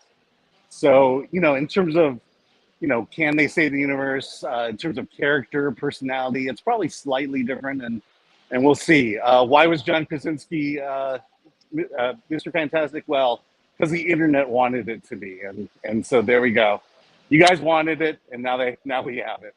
Emily Blunt is probably going to be in Sue Storm. Who knows? I was kind of super disappointed with it. So yeah, I mean, I get it. I think, the cameos, and I think we wanted more, but at the same time, I think that would have been just taken away from the Doctor Strange story, the Stephen Strange story, and become something that wasn't his story at that point. All right. Well, people are. You think, okay, it says Ray says John Krasinski is never going to be Mr. Fantastic again, though. I mean, no. That particular reality's John Krasinski's Mr. Fantastic is, my guess is if they put him in this movie as Mr. Fantastic, he will be Reed Richards in the MCU version of Fantastic Four. But they haven't made a formal announcement yet about the cast. Well, they certainly weren't going to spoil it before this, so maybe this is the announcement. Yeah. Well, all I can say is people are really disliking you in the chat, and I'm sorry. I know. I mean, have they seen it? Have they seen the movie? Well, they haven't seen it. Michael says, I'll never take any opinion from Alan with any seriousness. Alan, it's people like you who are responsible for more crap being made. Oh, give Alan a little bit more credit, Michael. Alan's a good guy. Yeah, I mean, when I heard you didn't like it on Monday, and I think I heard Eric Weber say the same thing. It's like, oh boy, and then I knew, if I like this movie, I'm going to take a lot of crap for it. And it was like, it's not that it's the greatest movie ever made, but I certainly didn't have a reason to not like it or not have fun with it. And ultimately, that's it. It's comic book fun, and that's what we get here. K2SO asks, did the actual Wanda that we know die? Maybe not. I think all appearances say yes, but this is a comic book movie. All right. And then people are asking, I don't know if this is appropriate, but people are asking, let's get Alan's daughter to review. Lol. Let me see. Well, I don't really have a mic on her, so. No, you've got your AirPods. Yeah. You can't do it. You can't do it. So yeah, I will say she liked it. She liked it very much. Yeah. And she watched What If. She watched the first Doctor Strange. So and she certainly, No Way Home is definitely better in her mind, right? She gives it a 7 out of 10. Yeah, 7 out of 10. So your own daughter gave this movie a worse review than you. Yeah, by a point, sure. She didn't like it as much as I did. All right. Well, all I can say, Alan, is we're going to continue this discussion on Friday. Yeah. So we're going to talk about it now that we have a chance to think about it. Yeah, absolutely. Well, you'll have some time. Like I've had I really didn't like it when I first got out of the movie. I'm just like looking at my buddy he's just a normie. He's not like a super fan, but he likes the Marvel movies. And we were just like, he goes, that movie was a mess. And I'm like, yeah. And then like, the more I thought about it, the more I despised it. And now I'm like, super. Yeah. So, yeah, I definitely did not walk away feeling it was a mess. Yeah, Leonard Maltin was at our screening, but I didn't want to ask him in the bathroom if he liked it or not. Wait, where are you? What I'm at the AMC Century City. Oh, you're at the AMC Century City. Oh, cool, yeah. Cool. Jeffrey Lane asks, can you please ask Alan about his thoughts on future X-Men films? What are your thoughts, Alan? And by the way, just a real quick correction here. You mentioned you're a Marvel fan. I'm a Marvel fan. I've been reading, but like, there's also like I read like the first 100 issues of the X-Men, the Fantastic Four, like a lot, but like I have lapses in because I haven't been reading comics from the beginning. And me as well. It's just like, well, I read Secret Wars, not Secret Wars 2. Like, I read Crisis on Infinite Earths, and then, I discovered girls and didn't read comics for like 5 years, like when I was a teen. Well, I discovered girls in comic books. So. Oh, even better. But Jeffrey Lane is asking you, what are your thoughts on future X-Men movies? I mean, I'd love to see it. I'd love to see it done. I'm a big fan of the first two X-Men movies. And, but that was the first time we'd ever seen a superhero team in the films. I'm interested to see what they do with this, but I really don't know what they're going to do with this. I don't know how they're going to introduce them without feeling like it's a rehash of, as much as I want a rehash of the X-Men, do I really want a rehash of the X-Men? Well, are we going to get, I think Patrick Stewart's just too old, but are we going to get like James McAvoy? Like, yeah. I thought he was really good. I mean, X-Men First Class is probably my favorite X-Men movie. Yeah. No? Yeah, no, X-Men First Class definitely, that's probably, I probably swap 1 and 2, the first X-Men and First Class as my favorite. Yeah. But I will say, when we saw X-Men Dark Phoenix, this is Professor X's power. Yeah. That's all he does during the entire movie. And he kind of, but he did it, Patrick Stewart did it in this movie, and at least they added some visual effects to it. Wookie Fodder asks, how's Deadpool going to make fun of this? Yeah. Well, Deadpool's not in it. Now, were you like me, kind of like, there was so much speculation about Tom Cruise is going to be in it as Iron Man. Deadpool's in it. There's this cameo. There are more cameos in this movie than in Endgame. And that was not the case. Did that disappoint you? Not really. I don't think I was wanting cameos. I'm not a big guy who needs cameos, but it was pretty exciting to actually see Reed Richards. as much as I read Marvel, I have no idea who Charlize Theron was. Maybe someone knows. Okay, well, you already ruined something. Oh, sorry. I thought we were doing spoilers. There is a state at the very end. Yeah. If you love Bruce Campbell, do not walk out of the theater. That's all I'll say. But there is a scene at the end, the sort of mid-credit scene where you see a woman. It's Charlize Theron, and she plays Clea. I believe her character's name is Clea, and she is Doctor Strange's girlfriend in the comics. Okay. And she kind of sets off what'll be, presumably events of, events for Doctor Strange 3. Well, I'm hoping this doesn't turn into Secret Wars 2. I did like the Incursion storyline in the comics, just because it really pushed each of the Illuminati to really compromise their morals and their values. But then when they collapsed the entire multiverse, that's when I bailed out of Marvel. I haven't read a Marvel comic book since then. But you're such a big Marvel fan, Alan. Well, I was. Yeah, I know. No, but I'm a purist too. I mean, I was not a fan of taking the best characters from the past and bringing them today, and then rewriting the stories and then changing their sexual preferences. Yeah, or we were talking about gender and race swapping. What's your theory? The Fantastic Four, are they all going to be white people, or are we just getting rid of them all? Well, I think you could plausibly change Ben Grimm to another race, to another ethnicity.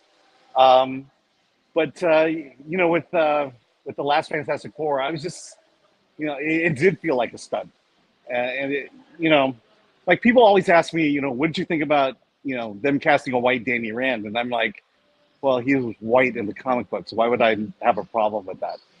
Yeah. There you go. Ladies Man 727 says, Alan, you're drunk. Go home. Yeah, drunk with joy from Doctor Strange 2. Yeah, he's rock. Lagbait says, I was upset when they changed the Infinity Gem colors. So the what? Yeah. What was that last word you said? The Infinity Gem colors. Oh, okay. Mark Clement says the orange ethnicity. Oh, there you go. Okay. 45. Good question for you here from Radio Die Die. I don't know how long you probably got to get going, so let me know how much longer you can stay on. I can go like 10 or 15 minutes. Okay, cool. Radio Die Die asks, Alan, what did the movie get right and what did it get wrong? What did it get right? Yeah, just got out, so that's something I'm gonna have to think about, especially for Friday. But honestly, what I feel like they got right was it felt like I was reading comic books again. That's, I think also what they got right was I love the fact that the trailer is so off, and that, everything I thought that was going to happen in this movie doesn't. And then I think, I mean, we spoiled Scarlet Witch. I'm pretty sure we have. I mean, that was a big twist that I didn't see coming, and that happens right at the beginning. And I like that. What did they get wrong? Let's see. I really have to think about that. I think there's a lot I put up with. I don't know America Chavez at all. And so her story, but I don't think I really had a problem with her at all. What? Dark Strange. We never really saw him as an enemy. We saw him as an ally to help the multiverse. Oh yeah. So my daughter was saying she liked the fact that Doctor Strange, never seen as an enemy, but a friend to the multiverse. And no, Dark Strange. Oh, Dark Strange. We never saw Dark Strange. Oh, you're saying Dark Strange? Was that technically Dark Strange? Technically, yes, because he was the what was the book called? Oh, I forget the name of the book. Okay, so we're having a what if discussion here. The Dark Book. Yeah. The Dark Book. Yeah. Because in the trailers, he's. All right, we can't hear your daughter. It's not going to make sense to everyone watching. And now people are roasting you. They're saying Alan is happy because he checked from Marvel. Has the people who are roasting you, have they seen the movie? That's ultimately the question. They haven't seen it yet, but they've seen more than a few. Here's what's funny. Yeah. Gabriel says, "Dang, his daughter is schooling him." Film Philosopher says she'll run Film Threat one day. Yeah, maybe. Who knows? So there you go. And so yeah, look, Roasted Allen. Can you smell what the Thing is cooking? They're saying The Rock could play the Thing. So there you go. Yes. Look, I'm going to say I was really disappointed that it didn't feel like a Sam Raimi movie. It felt like a Disney Plus movie. So You know, I will say, when America Chavez first appeared, that's the vibe I got. That this is a Disney Plus movie. In the beginning of the movie, she is not a great. She comes off as a teenager, as a Disney Channel teenager. She improves. She improves over the course of the film, but I was like, oh boy, we're in for a ride here, and I think she pulled it out near the end. Well, Zax is saying I should fire Alan and hire the kid. I think we've had that discussion already.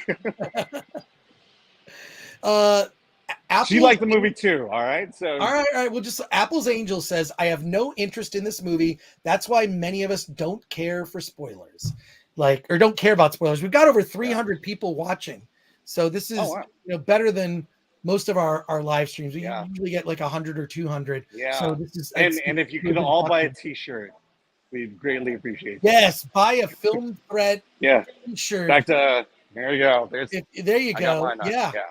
Film Threat T-shirts. What are they? They cure nudity on contact. Go to shop.filmthreat.com. Let's keep going with the comments here and questions. Yeah. Questions for Alan, because he can only be on for another 10 minutes or so, 5-10 minutes. Rodolfo Victoria says that movie is probably worth $5 digital release date. Well, or matinee. You might want to you spend the same amount for a matinee, I think. Exactly. Yeah. Yeah. And I don't know. Yeah. No, I'm just saying. Ever since Monday, there's just been nothing but a flood of hate for this movie, and that, I was pretty skeptical coming in, and I think we're confounded. We definitely had cheers and applause at the end of our screening. So. All right. Well, there you go. Turo asks, YouTube just right now sends me the notification to watch your live stream as I'm watching it. So yeah, the whole thing with the notifications don't really work all that well. Let's see. HVP asks, Alan, did Doctor Strange feel like he was pushed to the side in his own movie? So was Doctor Strange kind of sidelined in the film? Yeah. I don't think so. Other characters. I mean, you can speak to this as well. I don't think so. I think he was definitely the star of this movie. He was, except for the Wanda evil plots, Stephen Strange was basically front and center throughout most of the film. Yeah. I don't know. Did you feel the same way? Yeah, he didn't seem super sidelined. Like there were, America Chavez is a big, but it really is Doctor Strange's movie. Yeah. It's not that aspect is not as bad as one might say. Ladies Man 727, do the people they kill come alive at the end? I don't think so. No. They were, they were alive for her to threaten to kill them, so they had to be alive. Dead. They're dead in their universe. Steak Dinner asks a very good question. Steak Dinner, thank you for this. Can you give us a prediction of where the Marvel movies go from here? Is it going to get better or more of the same MCU stuff? Yeah. Well, let's see. I think we were talking. What's the next movie? Thor: Love and Thunder. Oh yeah, Thor: Love and Thunder. That'll be the big one. If it's as woke as people think, I think there's trouble ahead. Because then we have Wakanda Forever, and then we have Ant-Man and Ant-Man Quantumania, and then finally Guardians of the Galaxy. Yeah, and then don't forget Marvels. The Marvels. Didn't they push that? I believe they swapped release dates with Guardians of the Galaxy on that one, if I'm not mistaken. Ant-Man. Anyways, I know it's been pushed. Here's my prediction: is people are going to be tired of it. I think these movies are going to make less and less money. I think that it's there's really no sense of where they're going. Yeah. Here's what Marvel's doing, and I don't think audiences like it. They're replacing the traditional male characters with female characters, thinking that people want that. I don't think they want it. Yeah. And secondly, it's not building towards anything, or at least we knew from the first Avengers movie, we knew they were building towards Thanos. So, At yeah. some point, Thanos was going to be a threat. I don't know what they're building toward. I Well, don't know what the hell is going on. yeah, I mean, I will tell you this. This is the problem with Marvel Studios is they have completely pushed the OG Avengers off to the side, with the exception of Thor. You know, these are iconic characters. Only Spider-Man and Thor have any life left in them. I don't know if they're ever going to make a Hulk movie, but what they're doing now is they're introducing a bunch of characters, especially in the Disney Plus series, that people don't necessarily love, and I will agree they're forcing that on us. I think Ms. Marvel is going to be an example of that. That's not a series we asked for. It's not a series we really need. Yeah, it's not a series we really need, and I think there's a feeling of, well, maybe we'll make a series for little kids or little girls, but I don't know that plan is going to work. Right. Well, Thor isn't Thor anymore, points out Melodic Method. Or wait, Yeah, no, I mean, even comic book Thor is better than Thor. wait, I'm Yeah. sorry. The The Norse comic, mythology Thor is better than Thor. I mean, the current comic book Thor versus the kind of the Taika Waititi Thor that we're getting. You compare the MCU Thor Yeah. with Norse mythology. Norse Yeah. mythology I mean, is better. The Taika Waititi Thor reminds me more of the Hercules series and than Thor. TPPT says woke isn't replacing men with women; it's replacing ideology. Well, yes, and Yeah. partially women too. Oh, someone's Yeah. saying holy hand grenades. Says regarding your daughter, she's based. Yeah, I won't tell her that. Alan, your daughter is awesome. What's so funny is people like your daughter more than you, Alan. Yeah, believe me, it's not like I don't hear that all the time. Here's a question. Rodolfo Victoria says, are they going to form a new Avengers team? Thoughts? Why? I mean, to me, Avengers is the originals, and that's done. I don't know why there needs, and we have teams coming up. We have Fantastic Four. We have possibly X-Men. I think for the most part, Avengers is done. I mean, I wouldn't, unless they bring back the original characters, I could care less if there's another Avengers movie at this point. Let's see.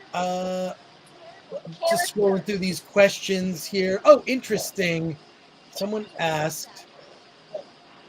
They're talking about Avatar in the chat, and another movie I could care less about. Patrick Lemire says it's not just MCU. Who is demanding 4 Avatar movies? Well, I saw the new Avatar trailer in 3D.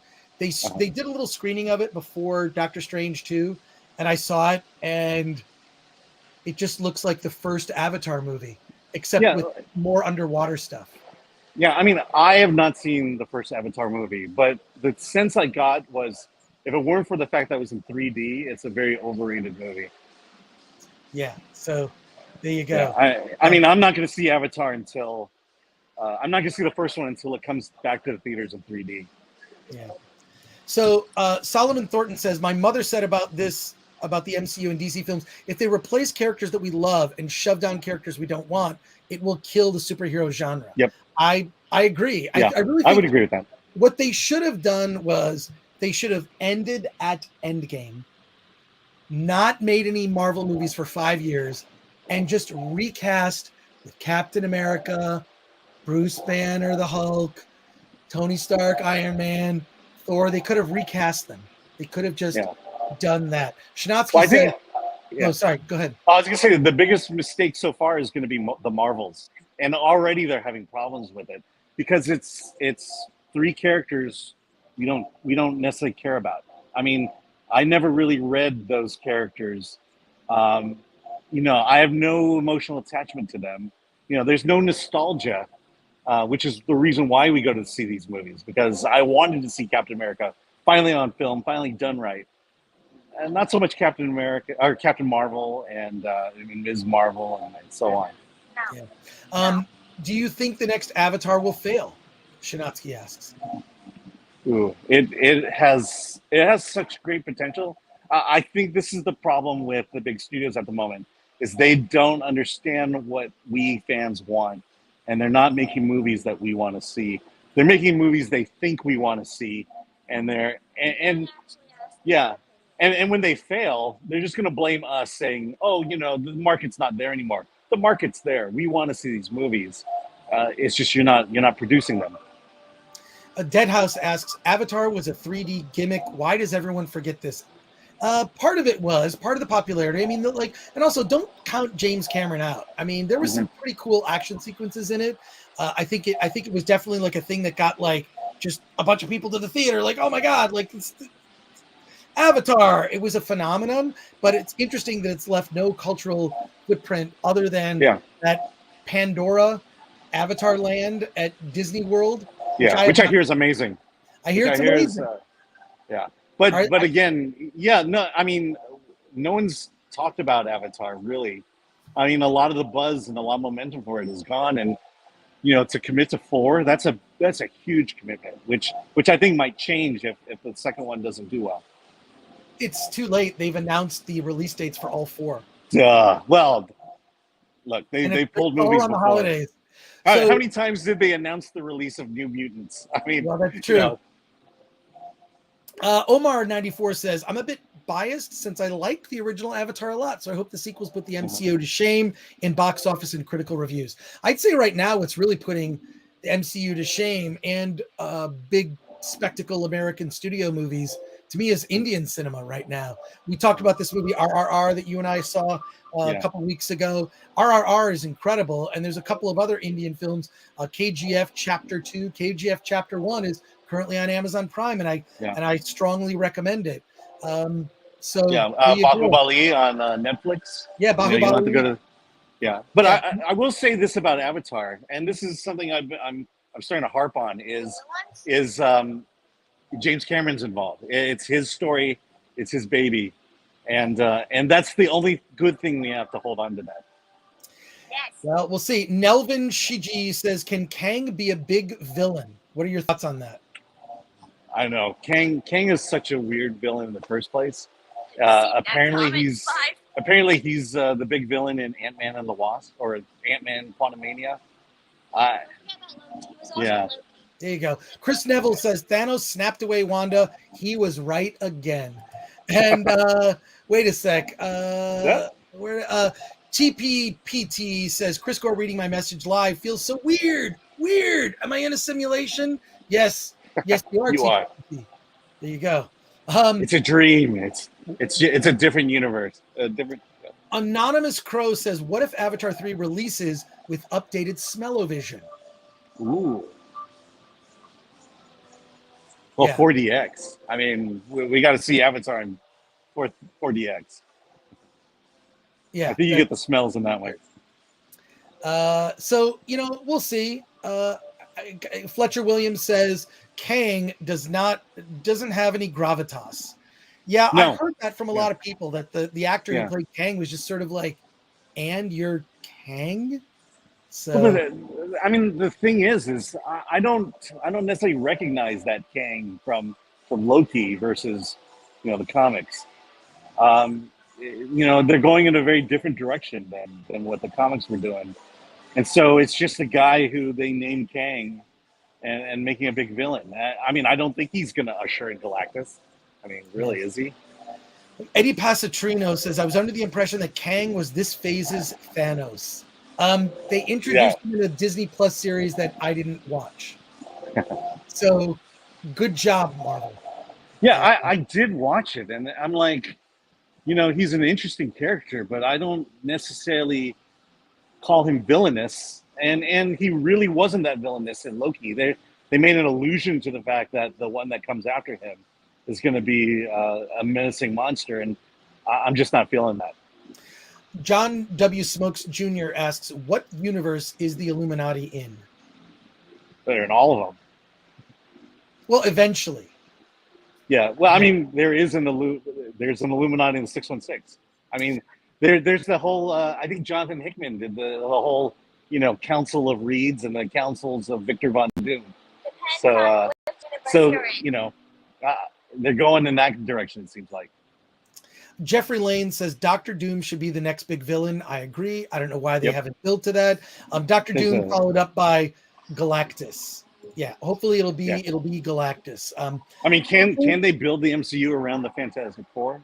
I wish they would. I wish they would. Yeah. I wish they would build it, and I hope they keep it accurate. Though there was a line in the movie. There was a line in the movie that really bothered me. There's a line in the movie that really bothered me where Doctor Strange sees Reed Richards and says, "Didn't you chart in the '60s?" Yeah, Did you but catch he did. that? I didn't catch that, but it doesn't surprise me. It was like a weird line. Like, is he talking about, like, is he aware of the Fantastic Four? Like, because, he did that thing in, Infinity War where he, sees all the different possible futures. Like, he may already be aware of other characters. Yeah, well, the universe that he went to, it had the Fantastic Four established because they talked about the Baxter Building. Right, they did. Yeah, and in the 616 here, there's no mention of it at all. So that's the question: is how are they going to appear? Because literally, they'd have to appear out of nowhere at this point. The Chicago Box says yes, they absolutely could build it back up around the Fantastic Four. There's so many characters in the universe of the Fantastic Four, literally like villains and other heroes, that you could do a whole new universe of just. You could do the Fantastic Four universe. I mean, Fox couldn't figure out how to do it and really wasted it, unfortunately. Yeah, and then you have the X-Men. You could go in the split direction of Fantastic Four and X-Men. Yeah, Blue Gundam 13 says, if it wasn't for the Fantastic Four, the MCU wouldn't exist. That line is disrespectful. I thought so too. I was like, wait, what? Did he just say that? Like he was sort of just like, Doctor Strange was kind of being dismissive of Reed Richards, which I thought was very strange. Yeah. So to speak. Well, Strange, I mean, it's interesting because that Stephen Strange didn't know that there was a Fantastic Four, or maybe heard of a Reed Richards from long ago, from the 60s. I mean, that's the, maybe it's a multiverse joke. I guess I'm not hung up on it as most are. And Rodolfo Victoria says, is Thanos really gone for good? Who knows? Yeah. So I mean, I do like the fact that it's over with at the moment. I was never a fan of, even in the comics, of people who are dead reappearing again. Yeah. Max Headroom says Fantastic Four should start in the 60s and get warped to present day somehow. That could be interesting. I would like to see that, but I'd like to just see them. Why don't they just do a period piece in the 60s? And then for some reason they got erased Captain America. The negative zone or whatever. Like I don't know. That's true. I'd like to see another. You got to go? You got to go? No. I'm just saying that's true. They did it with Captain America. They told his story in the past and then they zapped him to the future. I'd like to see a Captain America movie with Chris Evans, with him returning all the Infinity Stones back to their rightful place, and how he did that. Like, how did he do it? He's Captain America. He's Captain America. That's how. That would be interesting. Where he's like trying to have a family life, but he has this obligation. He's like, I gotta return these stones, and he's trying to not, involve himself in certain events. Yeah. I mean, I will say, as much as I like Haley Atwell, I still want to see Captain America in the Illuminati there. Yeah. Blue Gundam 13. I mean, the Fantastic Four started Marvel as we know it today. I agree. Someone says unorthodoxy. Stop. You're coming up with a better story, Chris. Lol. Fantastic Four. Fletcher Williams says Fantastic Four would be an awesome TV show so they can take their time and do fantastical science adventures. I've always believed that. I've always felt that the Fantastic Four would be a better 50-minute, hour-long television series. That's like an adventure series where they're going to different places. You're interweaving like all these different villains and whatnot. But yeah. I mean, their track record with the TV series is not going well. I mean, I finally saw the fifth Moon Knight episode. Yeah. And I just finally resolved that, I want a comic book series. I want each chapter to be a comic book. And we're not getting that. We're getting, a character study that's just being drawn out over 6 episodes. Yeah, so many great Annihilus wave. Oh, Annihilus would be great Oh, in the negative zone. Freaking love maybe it. maybe that's your in with the Fantastic Four. Just set it all in the negative zone at the moment, And and then bring them back. Nelvin Shiji asks, why did the MCU change Illuminati team from the comics? For just a million reasons, this character, whatever. Like, Well, I mean, they changed a lot of stuff. Chadwick Boseman is no longer with us. Well, that's also Chris Evans probably doesn't want to do any more movies. Who's I'm trying to remember who. Oh yeah, they basically replaced Black Panther with Captain Marvel. So there's things they couldn't get control over, even as powerful as Disney is. HVP asks, a Captain America film with Chris Evans could take place in the 70s, French Connection style. That would be cool. Wasn't there already a Captain America movie set in the 70s? Yeah. And Fletcher Williams says Moon Knight was terrible. How do you not even show the hero? Such a missed opportunity.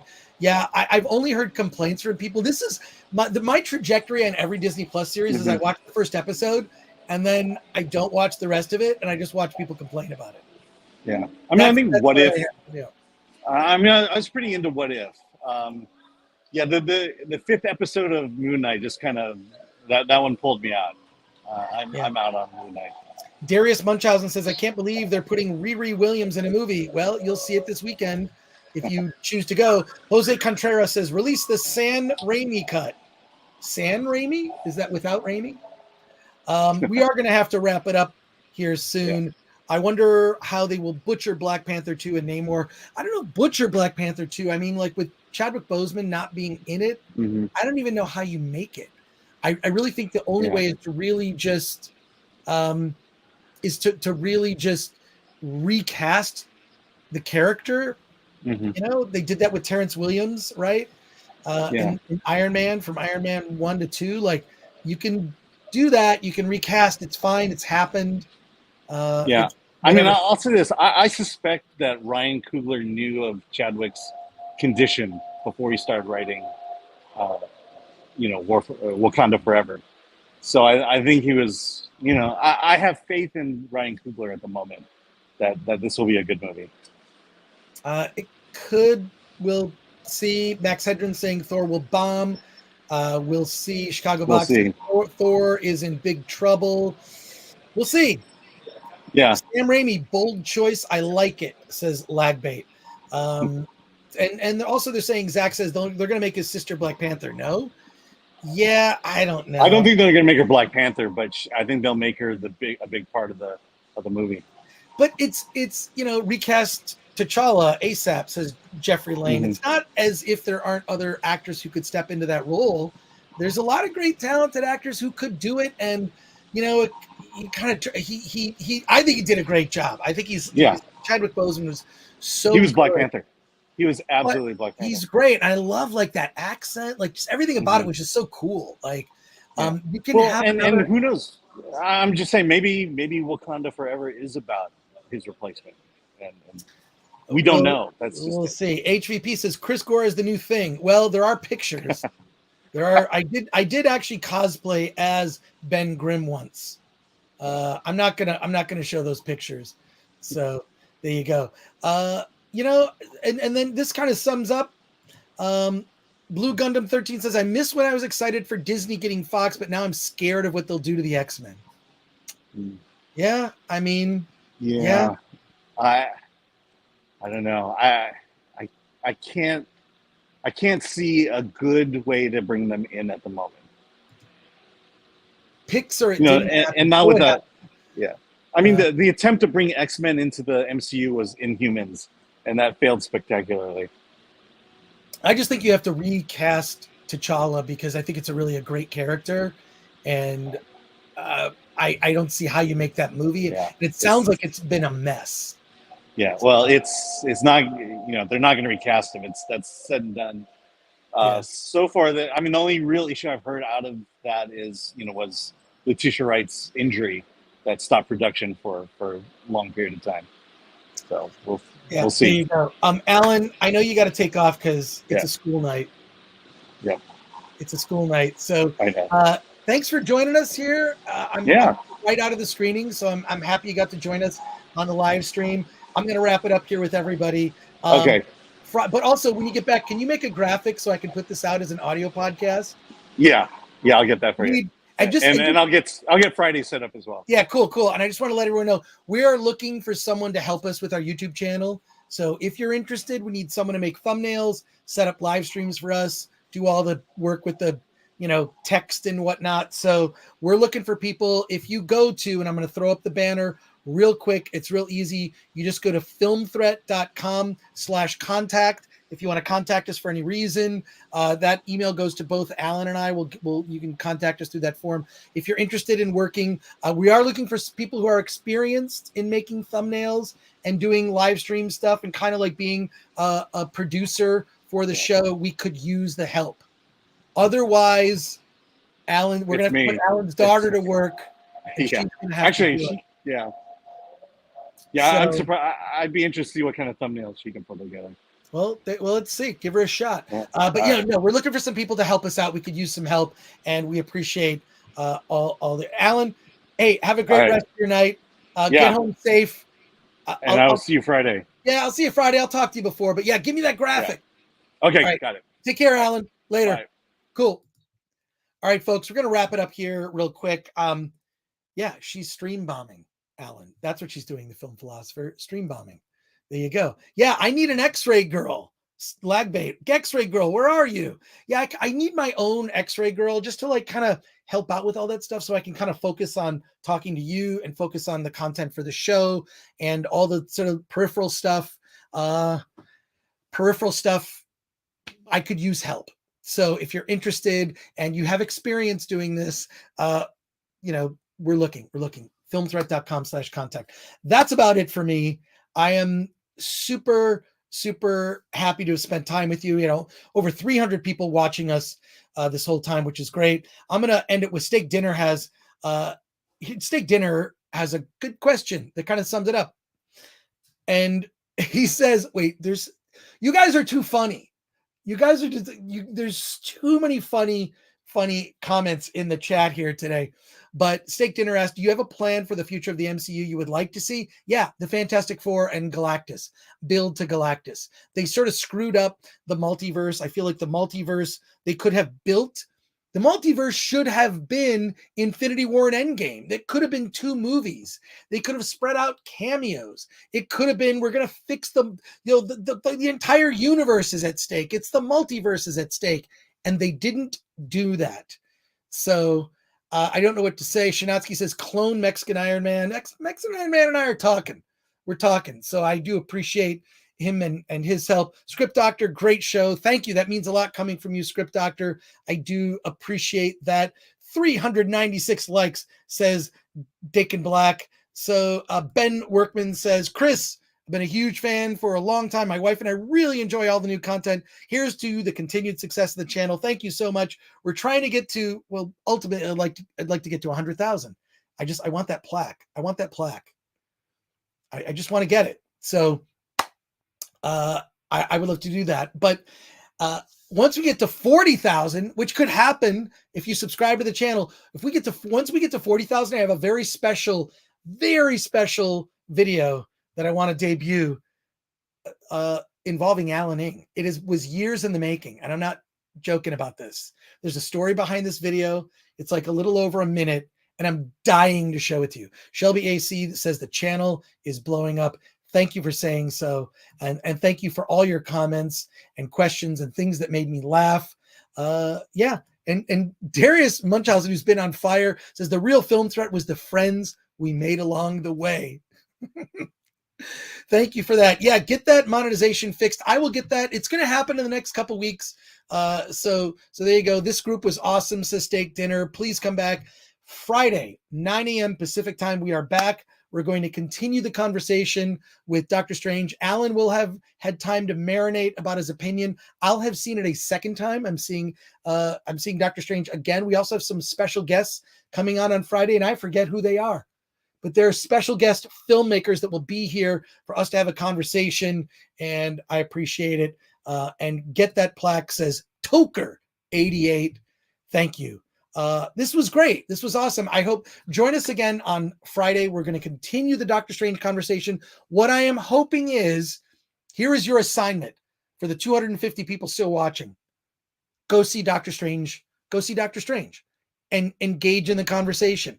I'm not recommending it. I did not, but I think it's a conversation we all need to have. So I recommend that you see it so you can engage in the conversation, because I want to hear what you thought. Do you think, as Alan says, it's an 8 out of 10? Or do you think, are you on my side where I think it's probably more like a 4 out of 10? It's kind of and what's weird is we haven't gotten into it like super in super depth, but I feel like a lot of the effects were lacking. The effects were wildly uneven, where you had some really great special effects and some very weak special effects. We're going to get into it and continue the conversation on Friday. And Ladies Man 727, who has also been on, the whole chat's been on fire. So there you go. Ladies Man 727 says, buy Northman ticket and sneak into Doctor Strange. That is sage advice. And I'm going to say, Alan would normally say this, but he's not here. So I'm going to have to say it. I'm going to say, first of all, thank you. Follow us. We're Film Thread on everything. And I'll just say, as I like to say at the end of every show, let's get out of here.